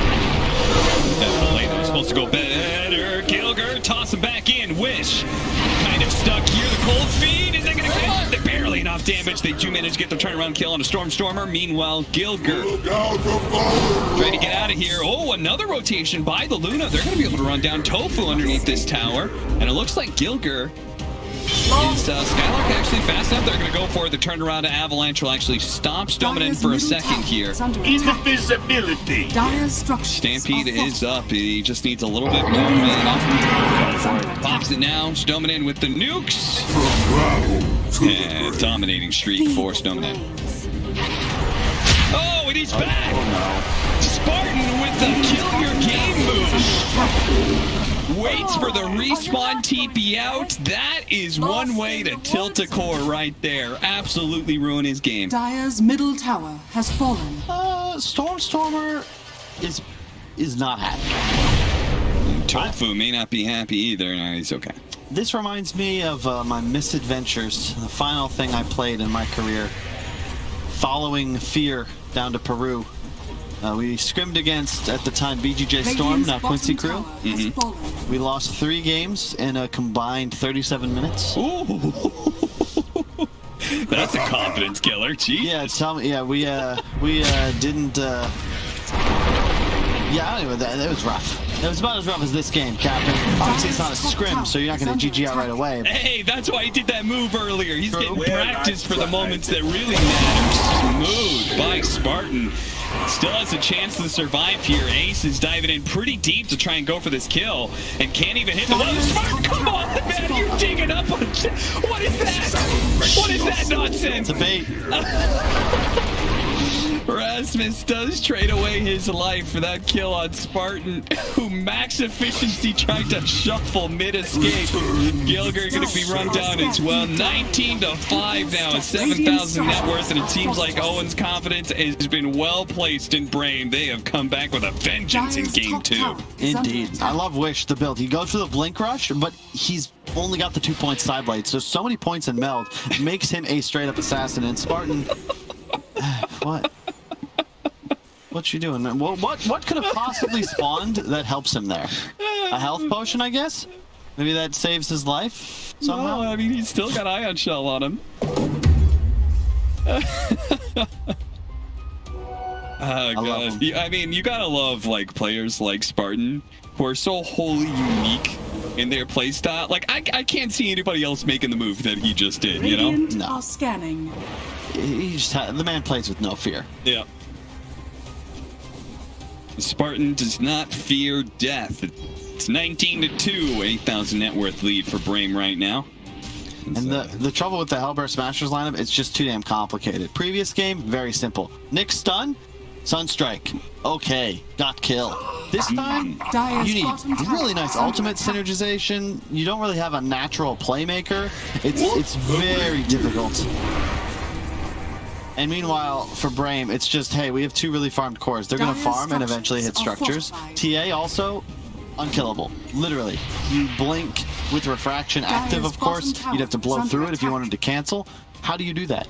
You don't have any blinking tools, so unless Wish stands still on an Ion Shell, he'll be able to blink away. Yeah, they really needed that bottom lane to go better, right? Because they needed the blink dagger on Gilger's Tofu. Gets snagged by Spartan and his Ice Shard. Skylark's now going to pop the Stampede to make sure he doesn't get tossed by Gilker, and it will save his life. Hold on a trap. Be very careful. Pops the trap, but everyone's out of the radius. I feel like we haven't seen Troll, but I don't know what he would Radiant's really be middle able to do to tower help is his under boys. attack. Yeah. Love the way they're playing. It's controlling enemy ancients all game. And they're apparently not content with that because there's smoke over and attack smashers who are set up on the high ground here. He's got the vision, allowing his team to be able to go in. They're going to go for Stormer here, and he's getting nailed. Look what it played. We'll put him in the dirt right now as BRAME fighting into the wall. Not a place they want to be with the Luna, that's for sure. So they'll back out. Wish is able to run down Tofu at the same time. He throws out the Ice Blast, but apparently didn't even hit. You just can't fight. Like, Lena's free casting with an A on it. Alright, yeah, he's dead. 100-0? It is. Ace. But it's all Skylark. Shard. Ooh. I keep saying Skylark. It's all Spartan. Spartan, the man with the plan. Follow me. You know, there's the big difference, Kat, between a leader and a boss. Okay? A boss, he's sitting has been killed. back on the sled saying, guys, go get that work done. Spartan, encompassing that leader mentality. He says, no, I'll lead the way myself. I'll grab my machete. Just imagine. I'll run up that high ground. Come on, boys, do you want to live forever? Spartan certainly doesn't. No, he does not. What is this? The very poor man's 3-2-2? 23-2? I guess it would be 32-2 would be really going, yeah, that would be. That is a possibility. 9 kills from BRAME without dying. Under attack. Spartan on the hunt. He's got him. Rasmus already been hit by Lucent Beam. That'll be enough time for the snowball to get there. Monster kill streak for Focus as this Luna is very large. You can't play Dota anymore, especially at nighttime. Look at the vision that Focus has as he walks through the map. Like, he will always find you first. You're threatened by the Tusk and the TA. Centaur doesn't even have a blink yet. It still doesn't seem like it matters. And Stomina, because of all the chaos that happens in front of him, is just free casting, max range, high level stuns is under attack. that are pretty devastating. And yeah, Roche becomes really easy. The traps too, forgot about those. Even more vision control. Yeah. Radiant it's the double meld hit in, so that'll make Alright, yeah, the A plus not even close to on time. You're gonna be banning TA first 2 next game, 100%. Owen was right, as he often is. And they're gonna go collect some tier 2 towers. Dragonlance coming out. Love it from Wish. Helps to position properly. You'll be able to juke the troll axes, even if you're attacking him. In the event he gets stunned out. Yeah, remember when last game I was talking about and how in a lot of these professional matches you take the tier 1 towers but you don't actually get a big net worth lead? Yeah. BRAME, they've got a 13,000 net worth lead without taking the tier 2s. It's only going to get worse from here. It's just a product of the Smashers lineup. In an even game, it's not bad. But right now, what's their answer other than just push lanes? Yeah. You can't initiate on anybody. You don't have a stun that can actually get to the back line. Death Prophet Ultimate would be stampeded away. And even, oh look at this, the Ags build on Focus. He's just gonna put it on Wish, turn him into a true Death Star. Yeah, keep pushing, guys. Go for tier 3s here. At least force them back. There's no glyph, you got this. Even a few seconds is a lot of damage on tier 3. Stubborn. Oh! The juke! A little too far with the LSA, but may still be able to juke it out until he gets vacuumed back in. Todd back with the rest of the team, but he's dying so slowly that the rest of the team, they might be able to punish here. Now Skylark, he's there, catches Gilger. Now a snowball through Gilger, catching up to the Death Prophet, who's going to be slowed down by the traps as well. It's a 2-for-1, unless Gilger TP's out. They're not going to expect this. The stomp is too slow. He does manage to TP out. Nice play by Gilger. Dire's top tower. And they are on the board, increasing the number of kills by 50% in that one play. Dire's middle tower is under attack. Attack range from Wish with the talent. Dire's middle tower has fallen. Along with the Dragonlance. It does mean they are losing more and more of their towers, though. Second tier 2 to fall. So, Cap, how did they get back into this game? I wanted to ask they still have Wombo Combo, right? True. It's the problem being that TA has an Aegis and the Luna has BKB, so those heroes can't beat Wombo Combo. Popped. Oh, Stominate? I mean, he might turn this around. His team's coming. You gotta TP away.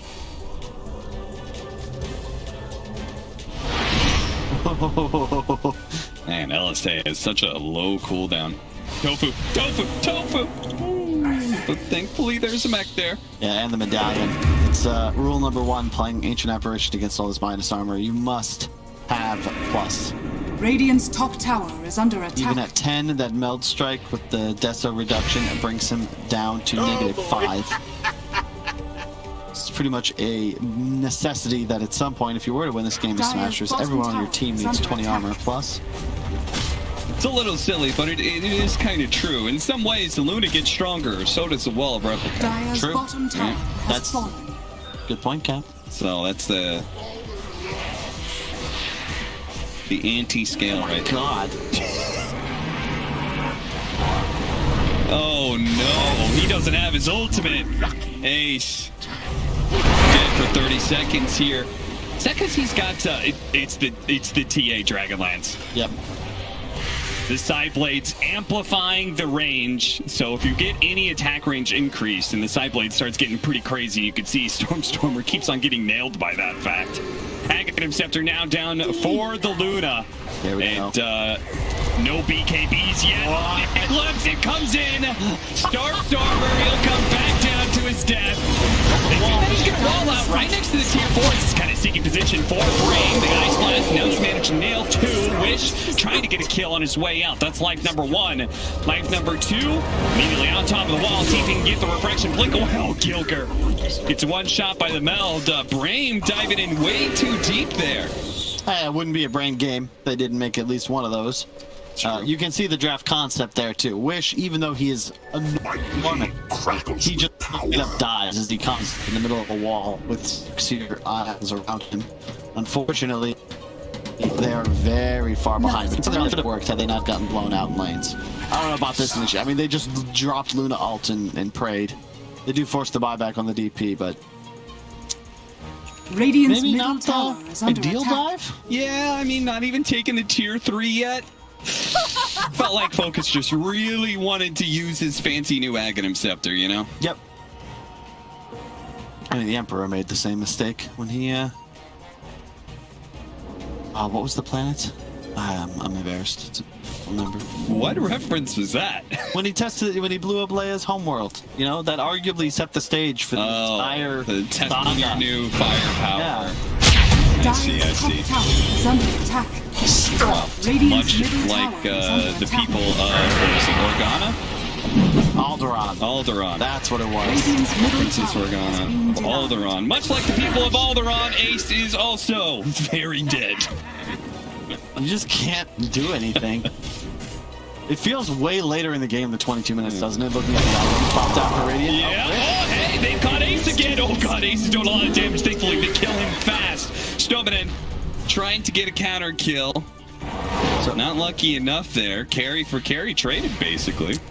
You can see the issue. Wish has been itemizing purely for damage, which is not a bad thing, but no BKB means now that the blink's up on Tiny, him plus an Ion Shell can do a significant chunk of his health.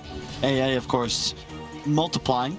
It was fine when you had an Aegis. Yes. But then you threw away that Aegis. Yes, you did. And now you haven't quite hit your BKB timing, so there's an awkward window in Templar Assassin's growth Dire's here. middle tower is under attack. He ain't gonna stop. He knows no chill. Just keeps it rolling, baby. 29-6, even though we have seen Hellbear Smashers double their kills over the last few minutes, they haven't managed to shrink that net worth. And is currently growing more and more for BRAME. It's tough when you get this far behind against heroes like Luna TA Centaur, because they can all farm with no fear, and it's so much faster than your heroes. You know, Death Prophet, he's nuking creeps.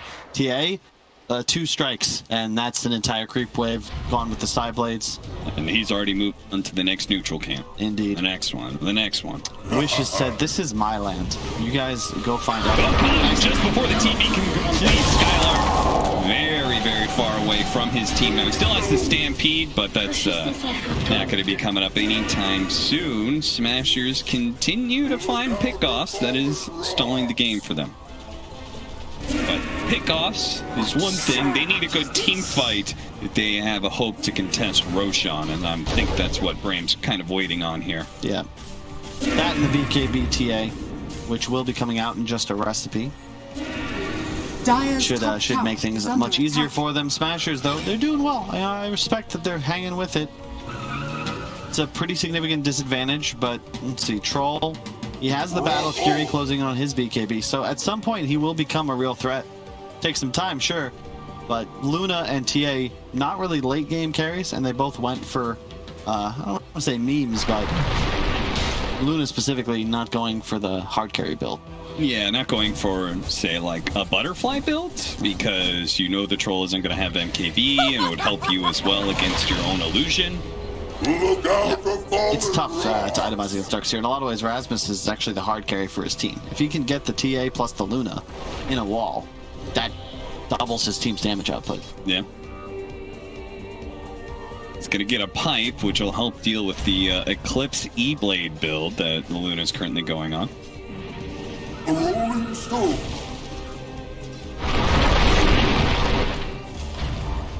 Careful. Look at the warding.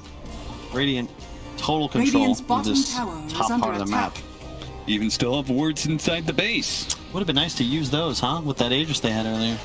Alas. True. Notice we haven't seen a Luna ult to use since then. A little more hesitant with Radiant that structures are fortified. power. Well, they are going to be able to go for that second Roshan. You ever play with Jack and Merlini?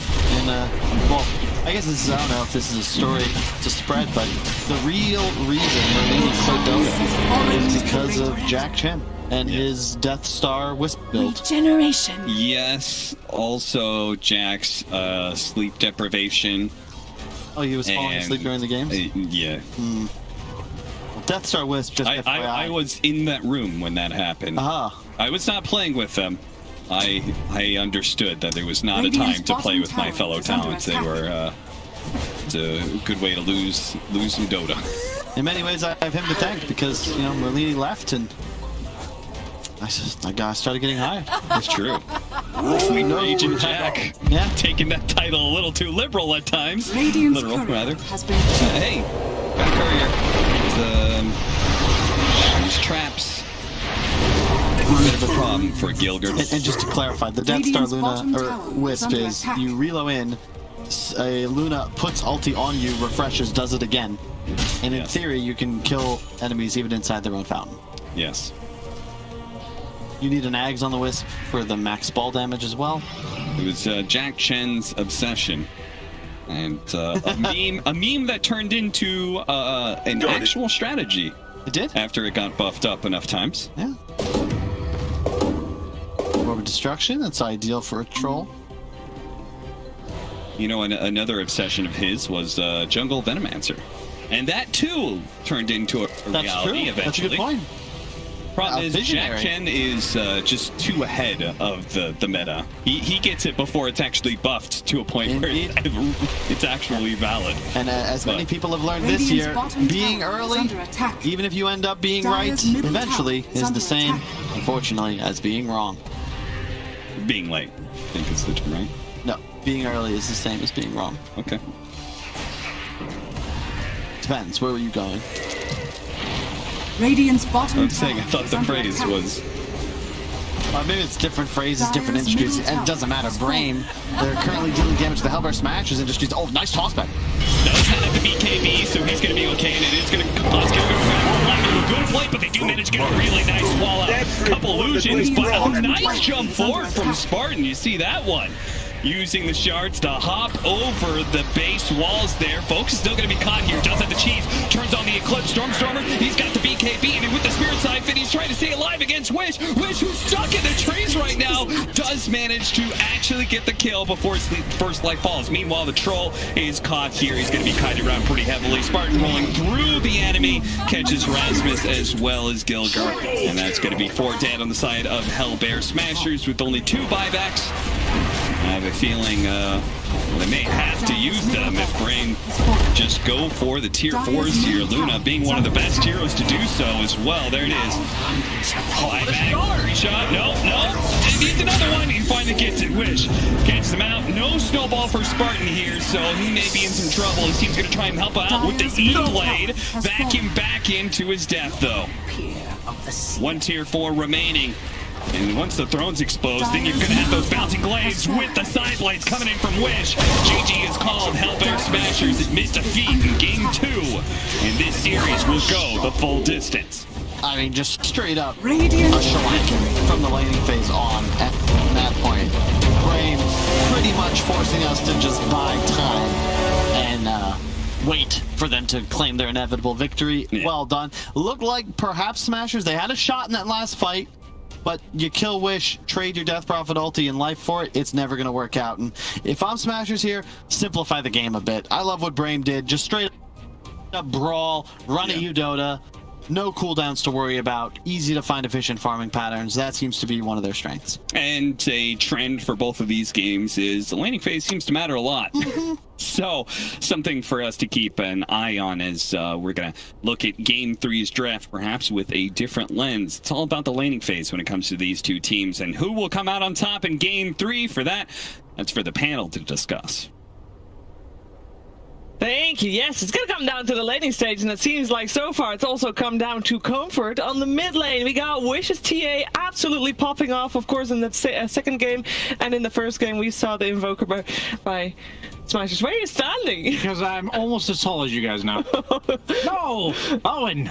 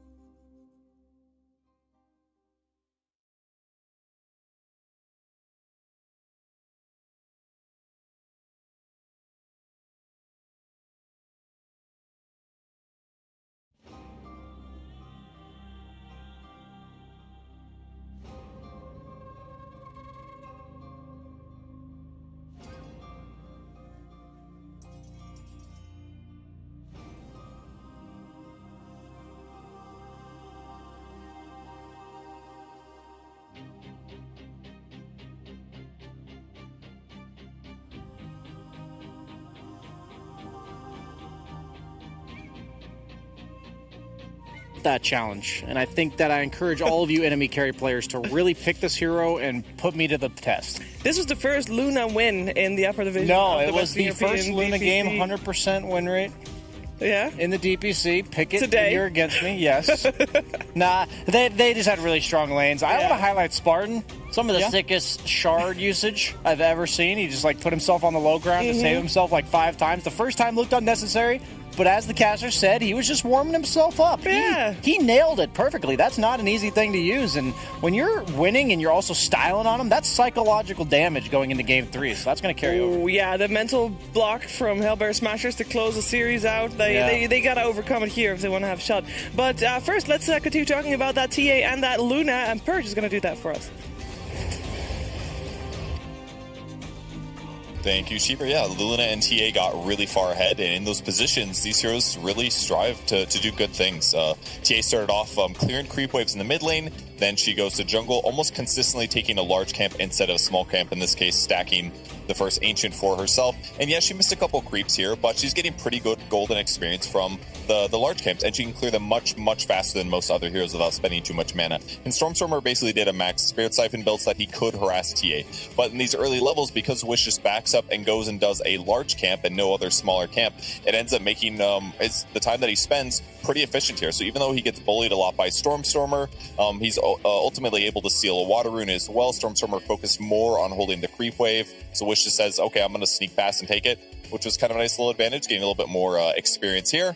And then this transitioned towards him killing a large camp again. This time he stacked using a trap, grabs the haste rune. This haste rune ends up being really useful when Spartan runs into Rasmus in the river here, using the haste rune to break the first Spirit Siphon, then re-engage, get a bunch of damage in on Rasmus. That was a pretty easy kill. As a whole, BRAME just did a really good job backing each other up. Even though not all of these little skirmishes were completely one-sided in terms of damage, they covered each other significantly in a lot of these cases. Did one more manual Ancient stack, and then we had probably the most crucial point in the game here. If we take a look at the map, what happened was Wish anticipates the dive because the Exorcism gets used. He scans, and this is eventually going to reveal that a hero is here. He spots Gilgr out, and then Spartan rotates over, and then the Luna also teleports over to try to help out. And the initial engagement didn't work, but because they backed up and popped smoke, keep in mind Focus doesn't have his ultimate yet, just 3 points in his passive, which are really strong, but he moves in, he gets tossed back, and they end up just diving and killing Gilgr. And then what happens is Lina rotates over as well. They get a stun down. They jump on Stormstormer. He dies with the Eclipse that he got as a result of getting the Gilgr kill.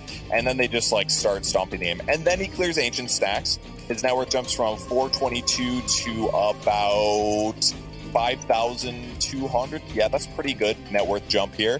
And then what ends up happening afterwards is Focus again.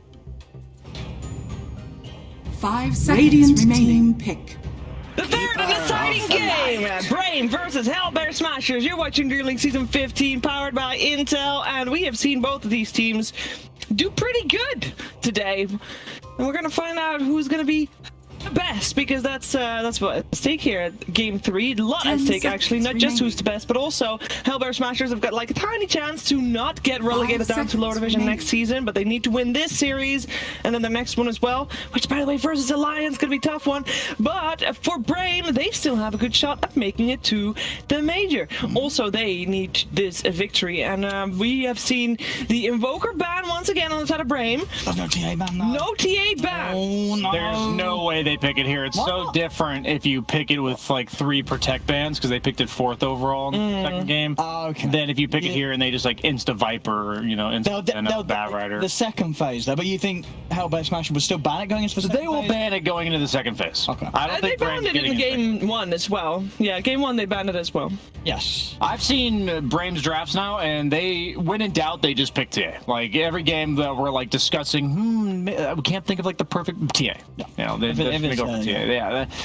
All these teams have done their scouting, their info gathering, and that is the #1 thing to take away from Wish's hero pool.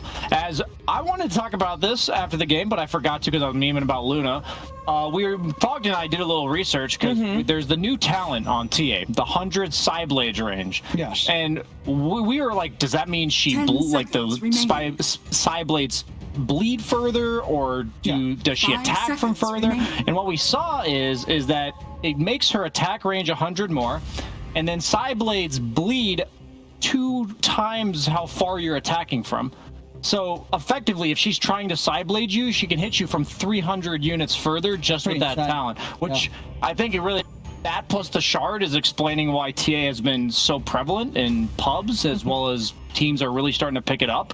Like we've apparently Arteezy's been spamming safe lane TA. No, that sounds pretty high. Yeah, it's like you're trying to find these ranged carries that work with the melee 5s, and TA, if she's given that much of a mid game power spike with that level 10 talent, then that could be a game changer for whether or not it could be run in the carry role. But last game, we also saw a lot of plus damage from BRAME, which percentage-based stuff scales really well, while plus damage stuff hits this really hard power spike. The Luna plus Tusk, everyone's hitting for a bonus 135 damage, and then Refraction makes you hit for an extra 80. So TA's just got 215 bonus damage. As you so well stated, they're going to own this draft, and I followed you through. I understood entirely, but not into anything like that this game. A lot of magic casters. Coddle tiny. Haven't seen Coddle very much. No, we're not seeing Coddle really at all, it feels like, in this region. Yeah, we have seen it. I remember doing an interview of a position 4 player that kept playing Coddle, and I asked him about it because he was the only one doing it, but I forgot which one it was. But he said... Did you know that was in lower division? No, I don't know if that was lower or upper. Okay. And he just said it was very strong, so he liked it a lot. The recall is in the shard now, right? 10 seconds remaining. I don't know. I know it's not built in. It's either the Ags or the shard. Ags, right? Yeah, you have to get the Ags to change. Yeah, it's one of the two. I can't remember anymore. The recall. Yeah, that was too broken of a mechanic. I'm glad they did what they did to it. Because late game, cool. Like, you have a little tool, but you're using it at 9 minutes in to pull your carry out of the safe lane, and then you can TP right back. Are you happy that they banned out the Luna? Yeah, I mean, that hero looked really strong. What can you do? I think that's a really weird ban, because the reason why Luna made sense last game was it had a Tusk 5, you had a melee 5 that was beefing up for you, and I have to assume this is probably a Coddle 5. I guess it could be Coddle 4. Maybe they know something I don't. Generally, though, when they pick the Tiny, I do believe the Tiny is normally played by Stormanen, so... Yeah. That being said, they haven't played Tiny yet this season on Stormanen. What's been mid? It has not been picked. No, I think it will be stolen. I don't think it'll be Wishes here, unless the matchup's good. The game's good for a position too tiny to pop off. So they'll wait and see. Now we got the Wraith King banned out last for Hellbear Smashers. Medusa already out as well. Because curious to see what Ace is going to play, because so far the story has been of that about the mid lane, and I kind of want to see Ace play a bit more of a dominating role in the game, and he won't be able to play his Monkey King anymore like he played in the first game, and there's not that many left in that he is very comfortable on. And we'll see what BRAME goes for next, and maybe we're going to see a little bit more of the reveal of if Tiny is core or not. I think for Ace, okay. I have to assume it's a Tiny mid then. Are you really running Axe Tiny offlane? That seems a little bit weird. Axe wants those poking 4s. Okay. The Lenas, the Phoenix, even Coddle 4 would probably be fine. Just want something that blasts them from range. You don't think Focus is playing the Axe? Radiant team pick. I feel like BRAME is the kind of squad that would carry Axe? Carry Axe. I mean, I've heard crazier things. Manta Shard is definitely nutty. I remember I've built it a few times now. I was useless up until the point that I got it all, but the second you get all those items, you're suddenly one-shotting strength heroes during a call, which Lifestealer, that is a strength hero. 5 seconds remaining. I guess it might not be the best this game though, because I feel like maybe you want to carry that's going to more benefit from spamming abilities with the Kotlin lane. You have to pick like a Razor or a Ursa, Troll. You have to pick some hard carry counter or mid counter to this Lifestealer. Sure. Morphling, yes, Morphling works too. They haven't picked their offlaner yet though, so this Coddle Morphling lane could be vulnerable. We've seen some Morphlings have issues really getting off the ground. Even got a nerf in 7.929C, so Ice Frog's onto something. Maybe Morph's a little bit overtuned. So what do you want to see Rasmus play if he's up against Morph Coddle? What's good against Coddle with an Earth Spirit. And they're all deep in thought. Just like the players. I'd be down for a Slardar. Slardar Lifestealer is really nice. I actually think even though Morph's really high armor, and usually that's good against Slardar, he doesn't deal with the amp all that well because you can afford to focus him. And when he starts to morph, he loses all that armor. So they go for the Core Grim? Is that what's happening here? Core Grim or Core Spirit. I think Stormstormer does play mid. Oh, okay. I can work with that. But I think I prefer the Core Grim over the two. Because you do have like you have like Gilga. Earth Spirit doesn't seem bad against Morph in lane too, so like you wouldn't mind running that as the 4. Because if it's Core Earth Spirit, then where's the Grim going? 4 position? I think you want the melee 4 against Coddle Morph. They don't have that. They don't have that aggression deterrent. You know what I mean? They're kind of sitting back, waiting to get going on. I don't want a Grim 4 when that's the case. They banned the Puck. Do they think this is an offlane Grim? Is that what could be happening? I don't think Rasmus would play 3 Grim though, would he? Well, I'm looking through the recent results of Stormstormer just to see if he plays any of those, and he does not. Like, wait, do you remember? Wasn't it last season that Rasmus was playing offlane AA? I swear we've seen a game where Rasmus tried offlane AA. It wasn't great. This might actually be the best game for it, just because Coddle has a 5 rock represents no kill threat on you. Maybe I'm crazy, but I have memories of it. I would be down for it just because the Coddle 5, it's such a passive lane that the only way they'd really kill you is if they bring in the Tiny. And I think you can't leave Axe alone against Lifestealer +1. Yeah. That you will get bullied out prior to the Vanguard purchase. So they are almost confident that this is not a mid anything that we've seen so far. They think they still have to pick the Stormstormer hero. Admiral Kunkka! Alright. Okay, so Kunkka to end it up. So we are going to see one of these heroes on the offlane in the hands of Rasmus. It's going to be the AA or the Grim as the 3. I feel like I'm jinxing Hellbears based on my record so far. I mean, actually, to be fair, it could be an offlane Kunkka as well. But no, I think still. Against Morph, I think you'd rather have the AA. I think you want the Kunkka mid against the Tiny. That seems nice. Tiny has 0 base armor, man. 0 base armor. And he only gets armor once he's level 6. That Tidebringer in lane. You wanted that changes. Dude, this is a real back and forth draft. A lot of like, this is an NA draft right here. This is what you see in NA. You see like hard counter to hard counter. You see the lifesteal, you get a morph. You see the morph, you get an AA. You see the lifesteal, you get a razor. That's smart. That might change the tides. That might turn the tides against this tide. Yeah, it's swinging you back. Let's see. Tofu. It's going to be Rasmus Grim. on the Grim. All right, offlane Grim here for Rasmus. I think I would have much preferred the offlane AA, based on how strong of an AA game it is. It's just such a good game for the hero. I think this Morph and Razor, just overall, I know there's the AA factor, but Morph and Razor, I thought they're going to have such a good game here. I think Razor's going to take over the game. That's what I'm concerned about. I thought the Razor might come out 4th pick, and they gave it to him absolute last, and they also picked Kunkka, which struggles very hard in lane against the Razor, so... It really does. I think since we've been talking about how momentum-based the mid lane's going, and I've tried to analyze the whole picture, and it never works out that way, it's just whoever wins mid, I'm going to go with the guy who's supposed to win mid, and that's the Razor. Owen? Yeah, I just think overall, as I say, Morph, Razor, like, one of these heroes is going to have an easy game. If not... Probably both of them, considering the lane setups that are going to be put against them. So I think this is going to be a very difficult one for Hellbear Smashers. These cores I just don't see both of these heroes having a tough game. It's going to be so hard for them to shut down both. There's going to be one of the two of them popping off. Probably both. Okay, well, I am curious to see how that mid lane is going to play out for sure. Witch versus Stormstormer, the Kunkka versus the Razor. Let's find out what our commentary team has to say about that one. It is Captain Kyle.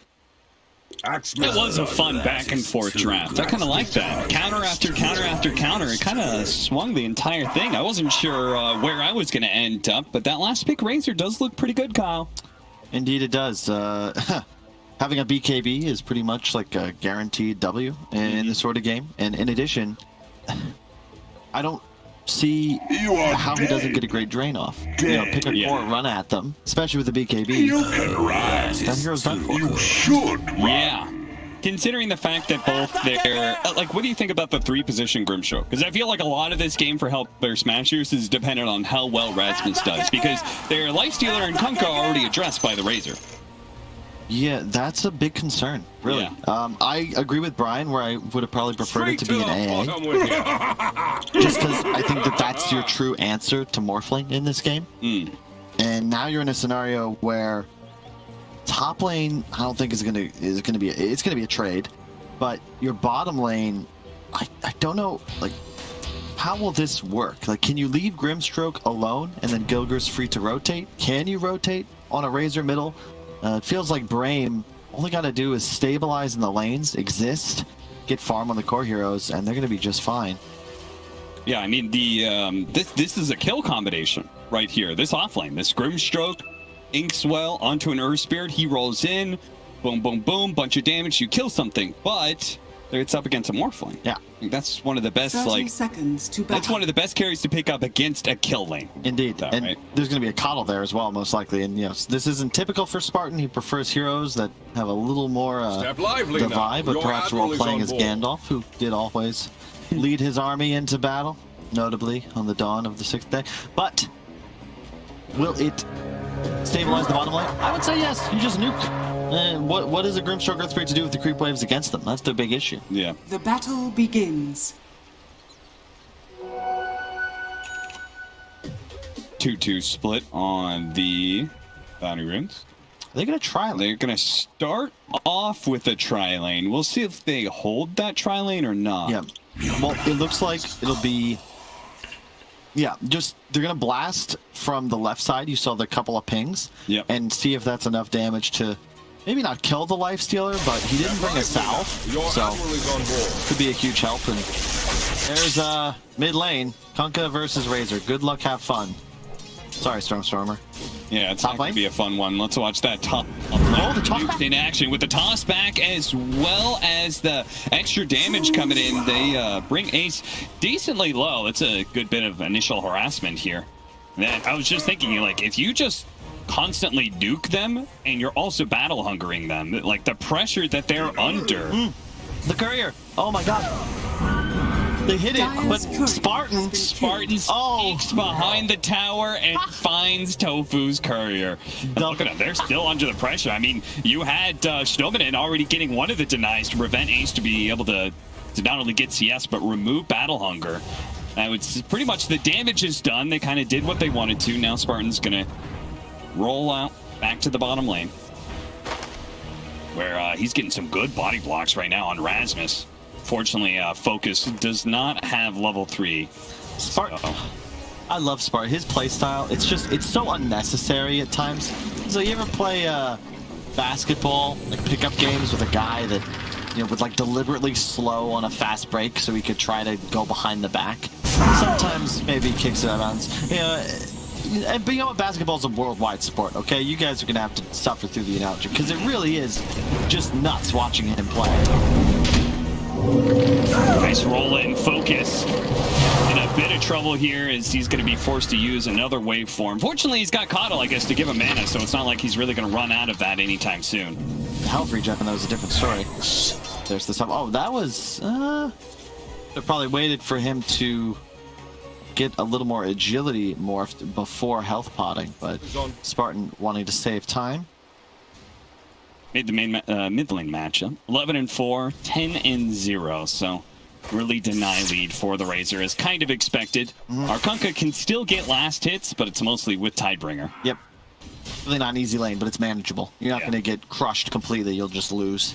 Yeah. This matchup was a lot easier for Kunkka back when he could use Tidebringer to also get denies. Yeah, definitely. I think it was easier as well before Razors naturally went for this bottle builds because of water in control, because it means they can be a lot more liberal about their Q usage. They're definitely going to be linking you whenever it's available. And yeah, sure, you can get free health regen and more torrents, but I'd much rather be the Razor with free mana. Top lane, though, this is... Man, I feel like we've seen this a couple times, where the Axe lane just doesn't go well. Consider they started with 3 as well, but I really feel like they play too aggressive. Like, what does an AA do to stop Axe Tiny from backlaning, right? Instead, they've been trying to contest. Awesome over, way out of the range of the tower. Nice catch by Stominate. Nice job. That's going to be your first blood. Yeah, that's what I want to see them do. Like, Lifestealer can't tell. When you're in a matchup as an offlaner against something that you can't ever really trade with, just deny him the ability to play the lane. Make him just hit creeps under tower. You play back here with your Tiny. Hey, you got to reveal his positioning. Gilger doesn't go for the kill on the courier, but does try and complete this gank. You're going to go for Stomanen. Perfect Who, with his boots, is trying to pull the creep wave on out here, but he's going to be rolled on, body blocked until the cold feet eventually lands, but it looks like he was still able to get out of range. At least make them go for a little bit of a run around here for a bit, but eventually he'll die. That's well done, though. That extra bit of time should keep them out of XP range for 1, maybe even 2 creeps on the tower, so still be worthwhile trade. I think Axe also stole that creep wave, so job well done for a 4 position. Step lively now. Your admiral is on board. Never. Morphling the big problem, though. Definitely outlaning bottom, but not really much you can do with Grimstroke. Like, they have kill threat, but that's about it. Now Rasmus in some trouble. Slowing him down a bunch. The TP comes in, but he's too slow to be able to catch up with the Inkswell, and easily gets swept up by the focus Morphling. I was so sure he was in tower range there. Yeah, JJ was thinking the same. Can't believe that he, I guess, just skirted on the outside move. There was no vision behind the tree, but it's daytime. You'd figure they was seen. So it must have just been out. Maybe 20 units at most. Yeah, I mean, they look at it, and initially I think the same, which is like, okay, it's a coddle. There's not much he can really do when it comes to kill threat. So Grimstroke might be okay solo laning for a bit. But Solar Bind is a really annoying ability when the lane is very long. And Rasmus, you could see, he slows down to near crawl by the time he gets back to his tower range, which is more than enough time for Focus to be able to get the damage put together. Get another Rasmus kill. Nice power. Comes back by Stomanen with the avalanche onto 2 as well. That's going to be a double kill for Wish. Looking at this.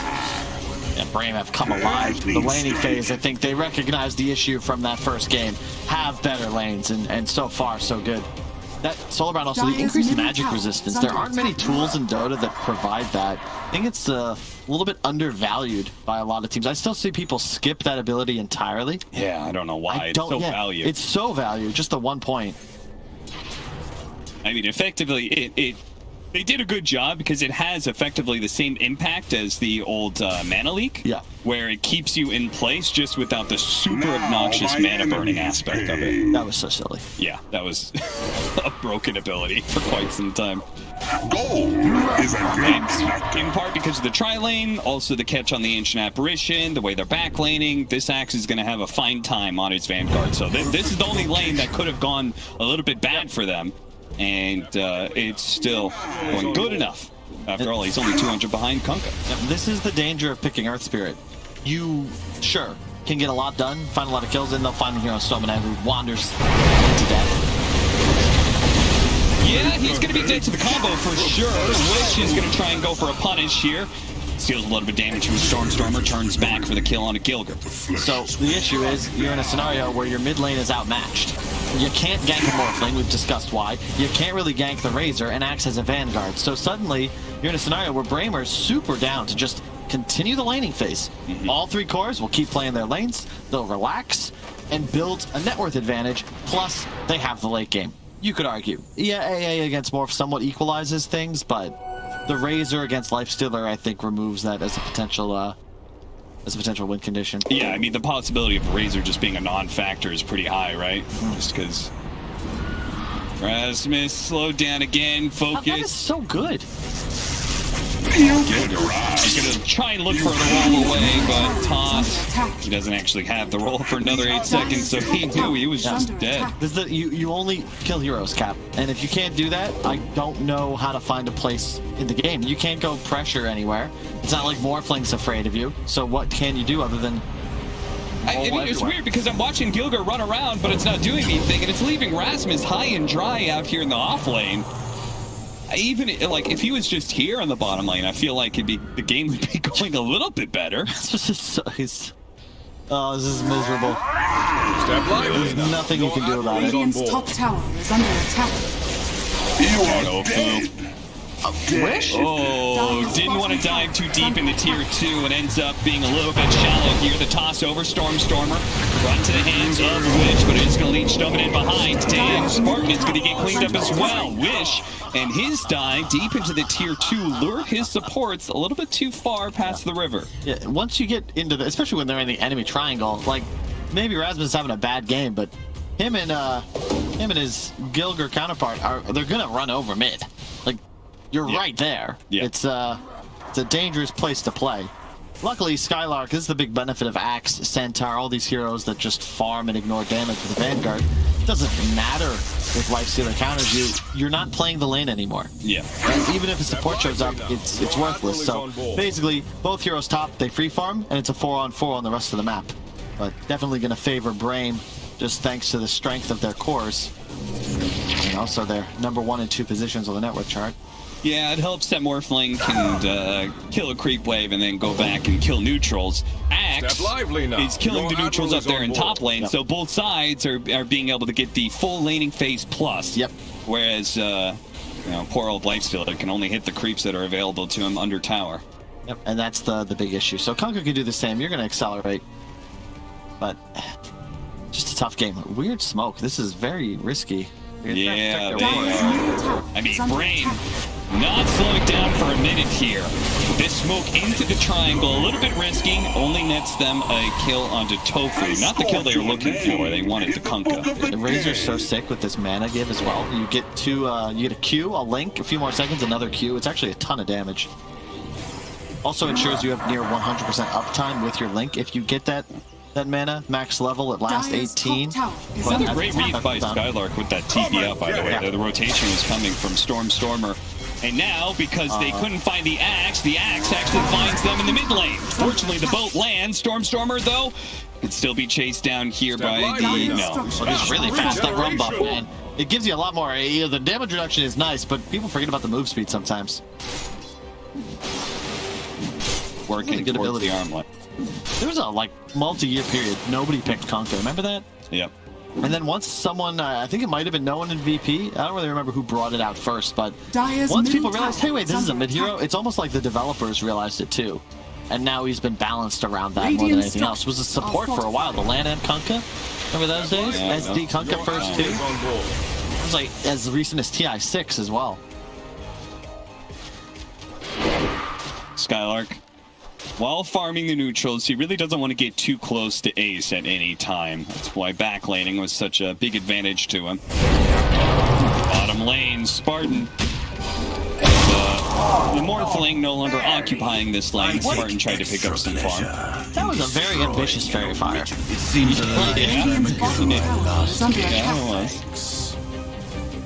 I think he was dead with no AA ult. Yeah. Spartan's philosophy seems to be don't be afraid of death, but never go down without a fight. Indeed. Dire are scanning. To the Bushido code. Radiant's bottom tower is under attack. It's still a pretty even game. I like that Storm is getting active. The torrent there, spotting Spartan, TPing in the boat to finish him off. That's going to be a fast kill out of nowhere. The Ice Blast to finish him off. They got him. Houston, we got him. Through every single ability in the book there from Hellbear Smashers. They get the kill and get out without any losses. So Bounty! They're still falling behind in the core department. And Focus, I like this teleport top. You can't really deal with the lifesteal anymore as the Axe, so make the Morph do it. I like the build too. Dragonlance real value nowadays. Basically 24 agility when you consider the shift. Yeah, one level of the Morbid Mask. It looks like he's going to go an S&Y, I'm presuming like an S&Y Scotty, just full right-click build, it looks like. Yep, you need to have more HP than normal against AA. The shifting isn't really going to be able to keep you alive. So, more of an early game stats-based build. I'm sure we'll see a BKB, like third or fourth item as well. Is under attack. Does Skylark have a blink? He's going to have one soon, right? No, yes, wow. That's, I was like, no, he doesn't because he has 800 gold. No, he has Blink Vanguard and 800 gold. Yul's the next choice, too. Really nice item in this game. Removing all these debuffs. Remove the Radiant's silence, bottom tower cold is under feet, attack. potentially helps against Radiant's Inkswell by bottom dispelling tower it. has fallen. Helps him get rid of the Dire's middle Phantom, tower is under and attack. may even dodge X Torrent boat combo. Exactly. That's a lot of good stuff there. Some value for sure. The smoke move is excellent. I love when you can collapse on mid tower. 5 heroes here, and it's really unlikely Hellbear Smashers is going to be ready for this. Especially to get the right call, but they're going for Stormstormer with an armlet activated. Let's see if they can actually burst him down. The boat's going to be coming in. They used everything. The boat, it's going to be able to bail him out, at least for now, but Focus is on the other side of things now. Waveforms through, catches the two off lane. Rasmus going to be run over by the lightning of Wish before the Inkswell explosion, and a Yule Scepter on top of that to stop Gilger from retreating. And even, what is this? Ace? Where did he come from? Well, I know where he's going back to. That's going to be the Fountain. And Tofu, the last member of Smashers, alive for a second here. A cold feet TP out will keep him alive. But still, it's a 4-for-0 to the favor of BRAME. It's just such a great move. If you can get a clip on that, that'd be ideal. Because this, look at this. First off, the initiation perfect. Here's the counter initiation. It's whiffed. The stun catches Gilger's roll, so it misses.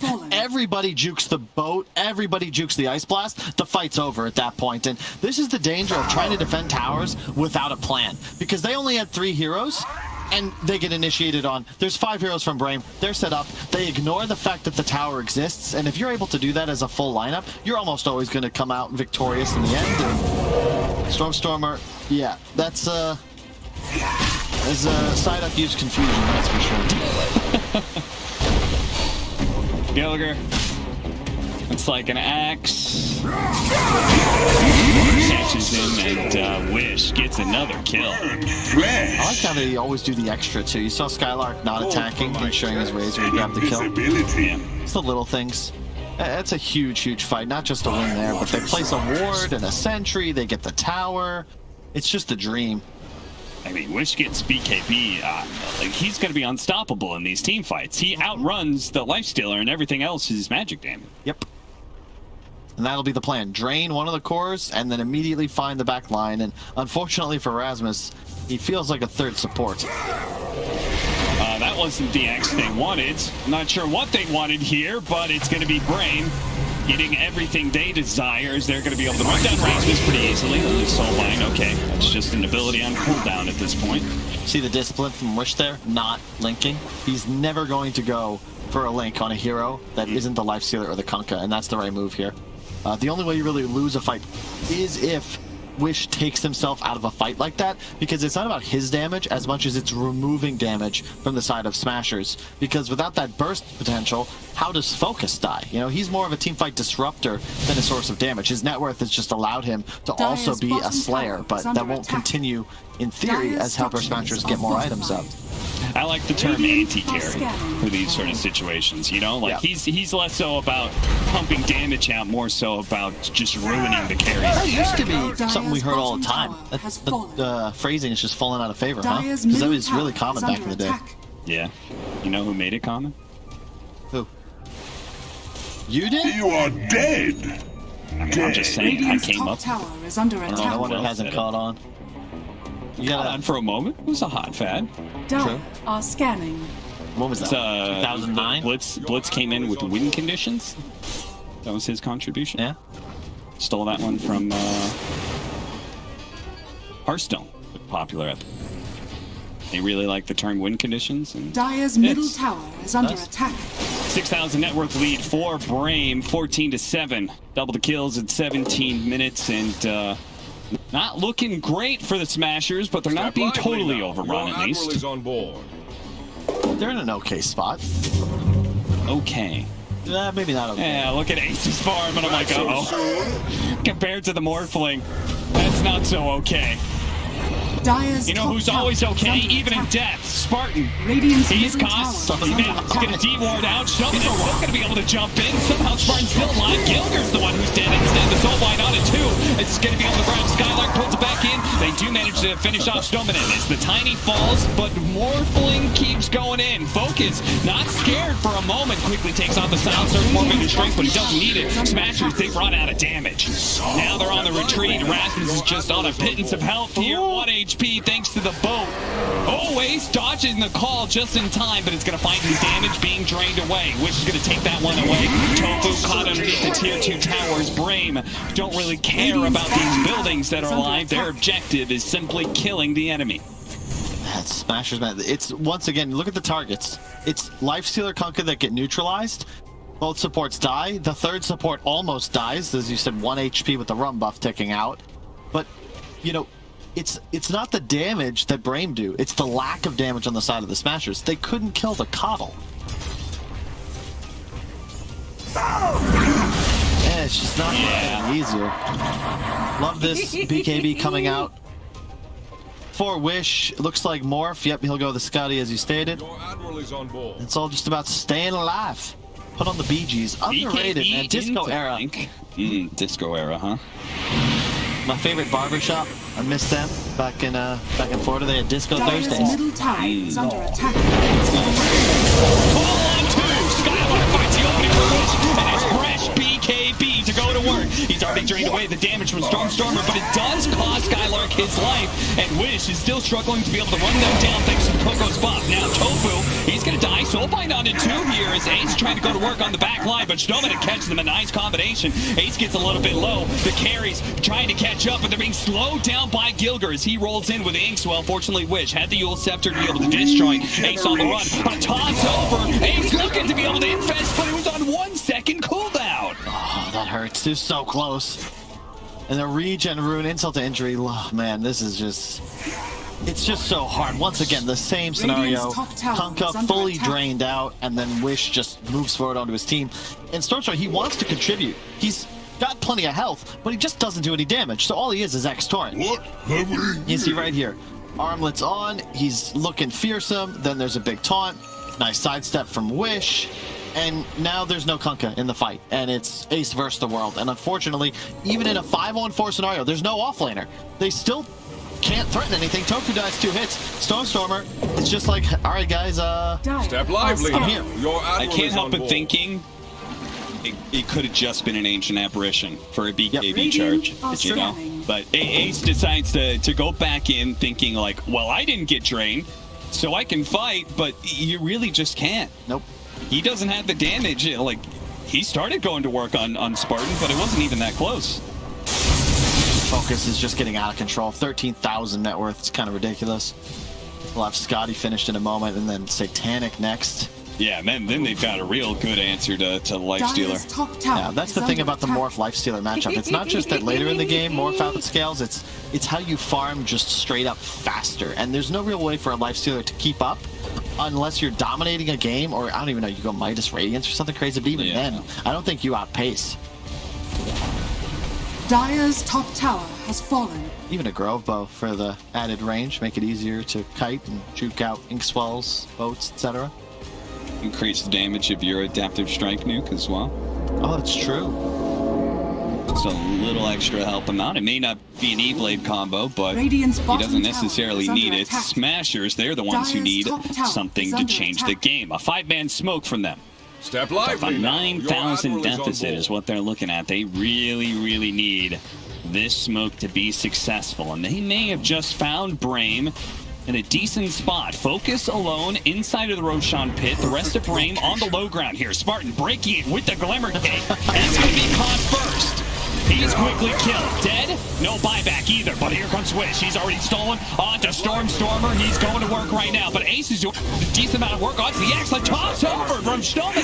May have just kept Skylark alive, while Stormstormer still is going to be Wish's food. Snowman trying to run away. The call in. Skylark trying to save the Tiny. Almost costing him his own life, but Ace doesn't have a way out of this one. Buybacks coming in from BRAME. The advantage of a net worth lead like this. Both the supports able to buy back and make sure they can still take Roshan. I think Spartan got a touch of assist gold, which pushed him over the precipice of a buyback. Immediately using, I'm imagining him just spamming the cooldown, and he gets the Glimmer off on Skylark. I will say, maybe they dropped that first game, but it's BRAME are demonstrating why they were the one team to be able to beat Alliance so far. Like, they're a solid Dota 2 team. The coordination is definitely there, and the team house, the boot camp, the grind certainly paying off. You know, individual skill, sure. You can look at the players like Miracle and Sumal. It's a very stacked region, but coordination and cohesion-wise, it definitely looks like they stack up. Yeah, so he needs the 100 gold, but he hit everybody there, so I believe once either the Kunkka or the they're going to get the kill on the Kunkka in a second. Beautiful toss back by Shdominant, but yeah, we're going to watch the Kunkka die, and as soon as he does, boom. Toddle's got the enough, he buys back. Try and help Shdominant out, instead is able to save Skylark's life, and we're seeing the power of a Scotty Morphling against Lifestealer. Yep. Oh, even worse, if the BKB comes up on Skylark, I mean, he's the only one who's been dying in these team fights with his initiation. If he gets a BKB, I don't think he's falling anytime soon. Rasmus trying to poke at heroes. Fortunately, Shdominant was out of range to be able to get the toss over the axe. Still gets the call, though, stopping the TP away. And Rasmus is very dead. He really would love that Hex. You know, that's one of the answers if you do get the BKBs up. Oh, hang on. Over focus. Turns into Lifestealer just in time, so added HP there will certainly help him out. Slowing down Gilger. Can he actually catch up? I don't think so. Roll away.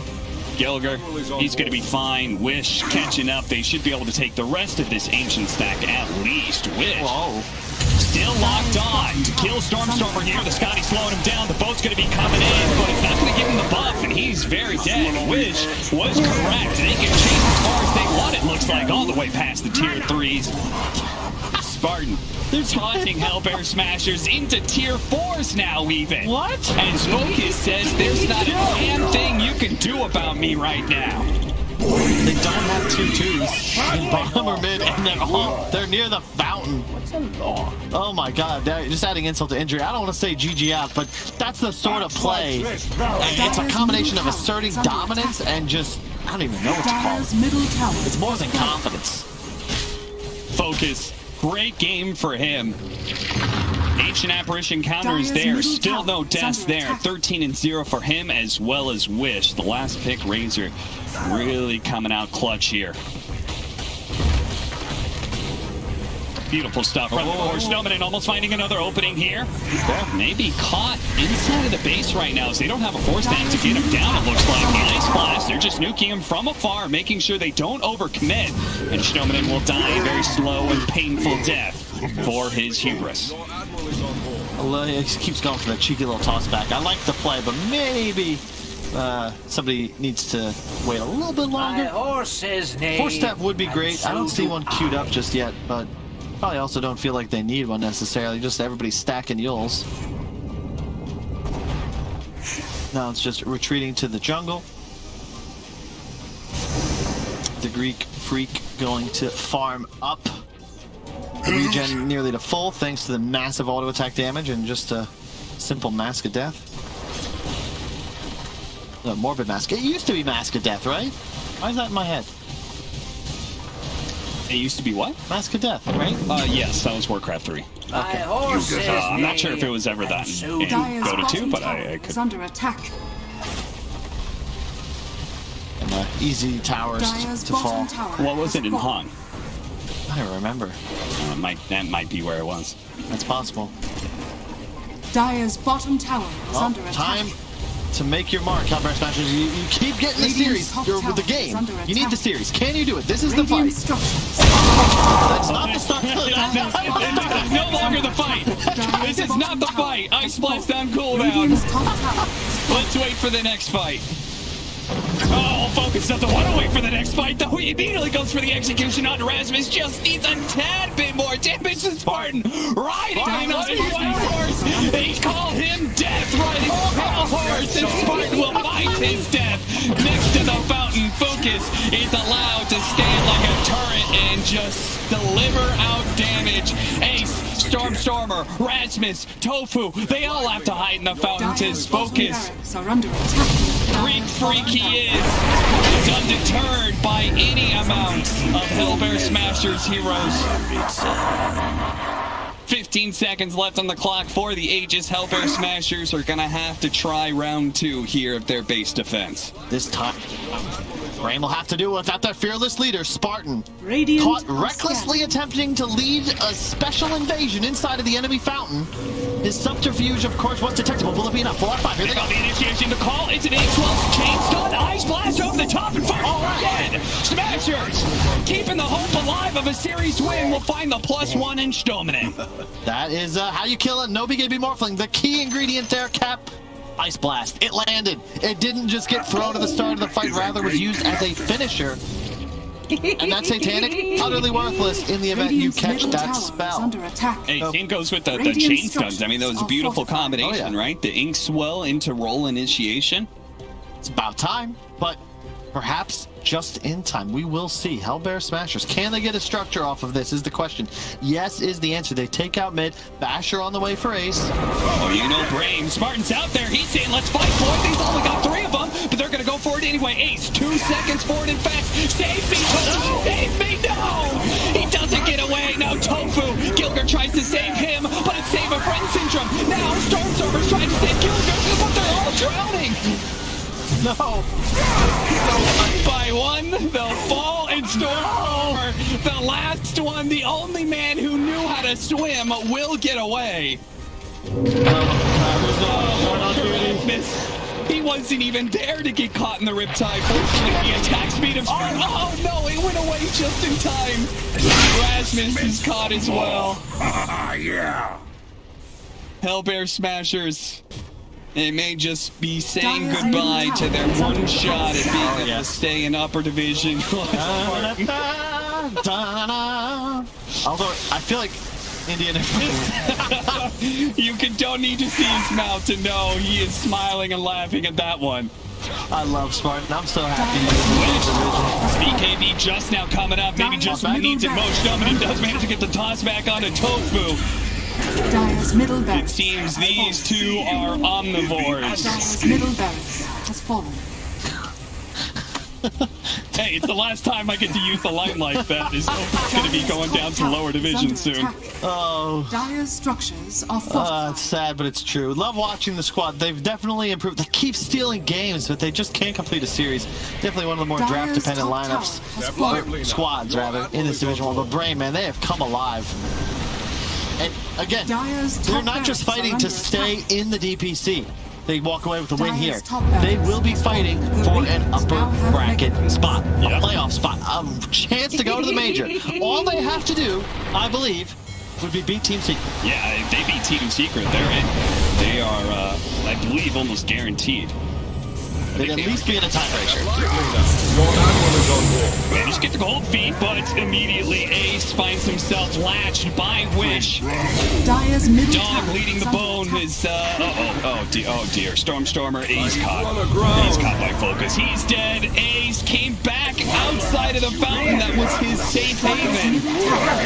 It seems like all the cores will find themselves making that same blunder as they will all die, and Hellbear Smashers call it here. They are heading back down to lower division. Meanwhile, BRAME showing that they're the promoted team that actually made some real improvement from Season 1 to Season 2. I mean,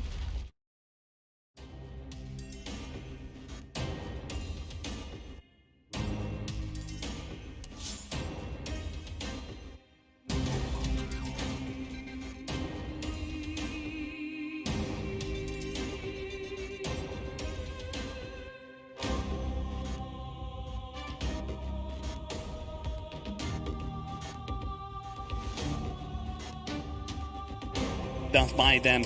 BRAME looking hot, might just be able to go to the major. Incredible stuff as we bring an end to this series and a beginning of a panel segment.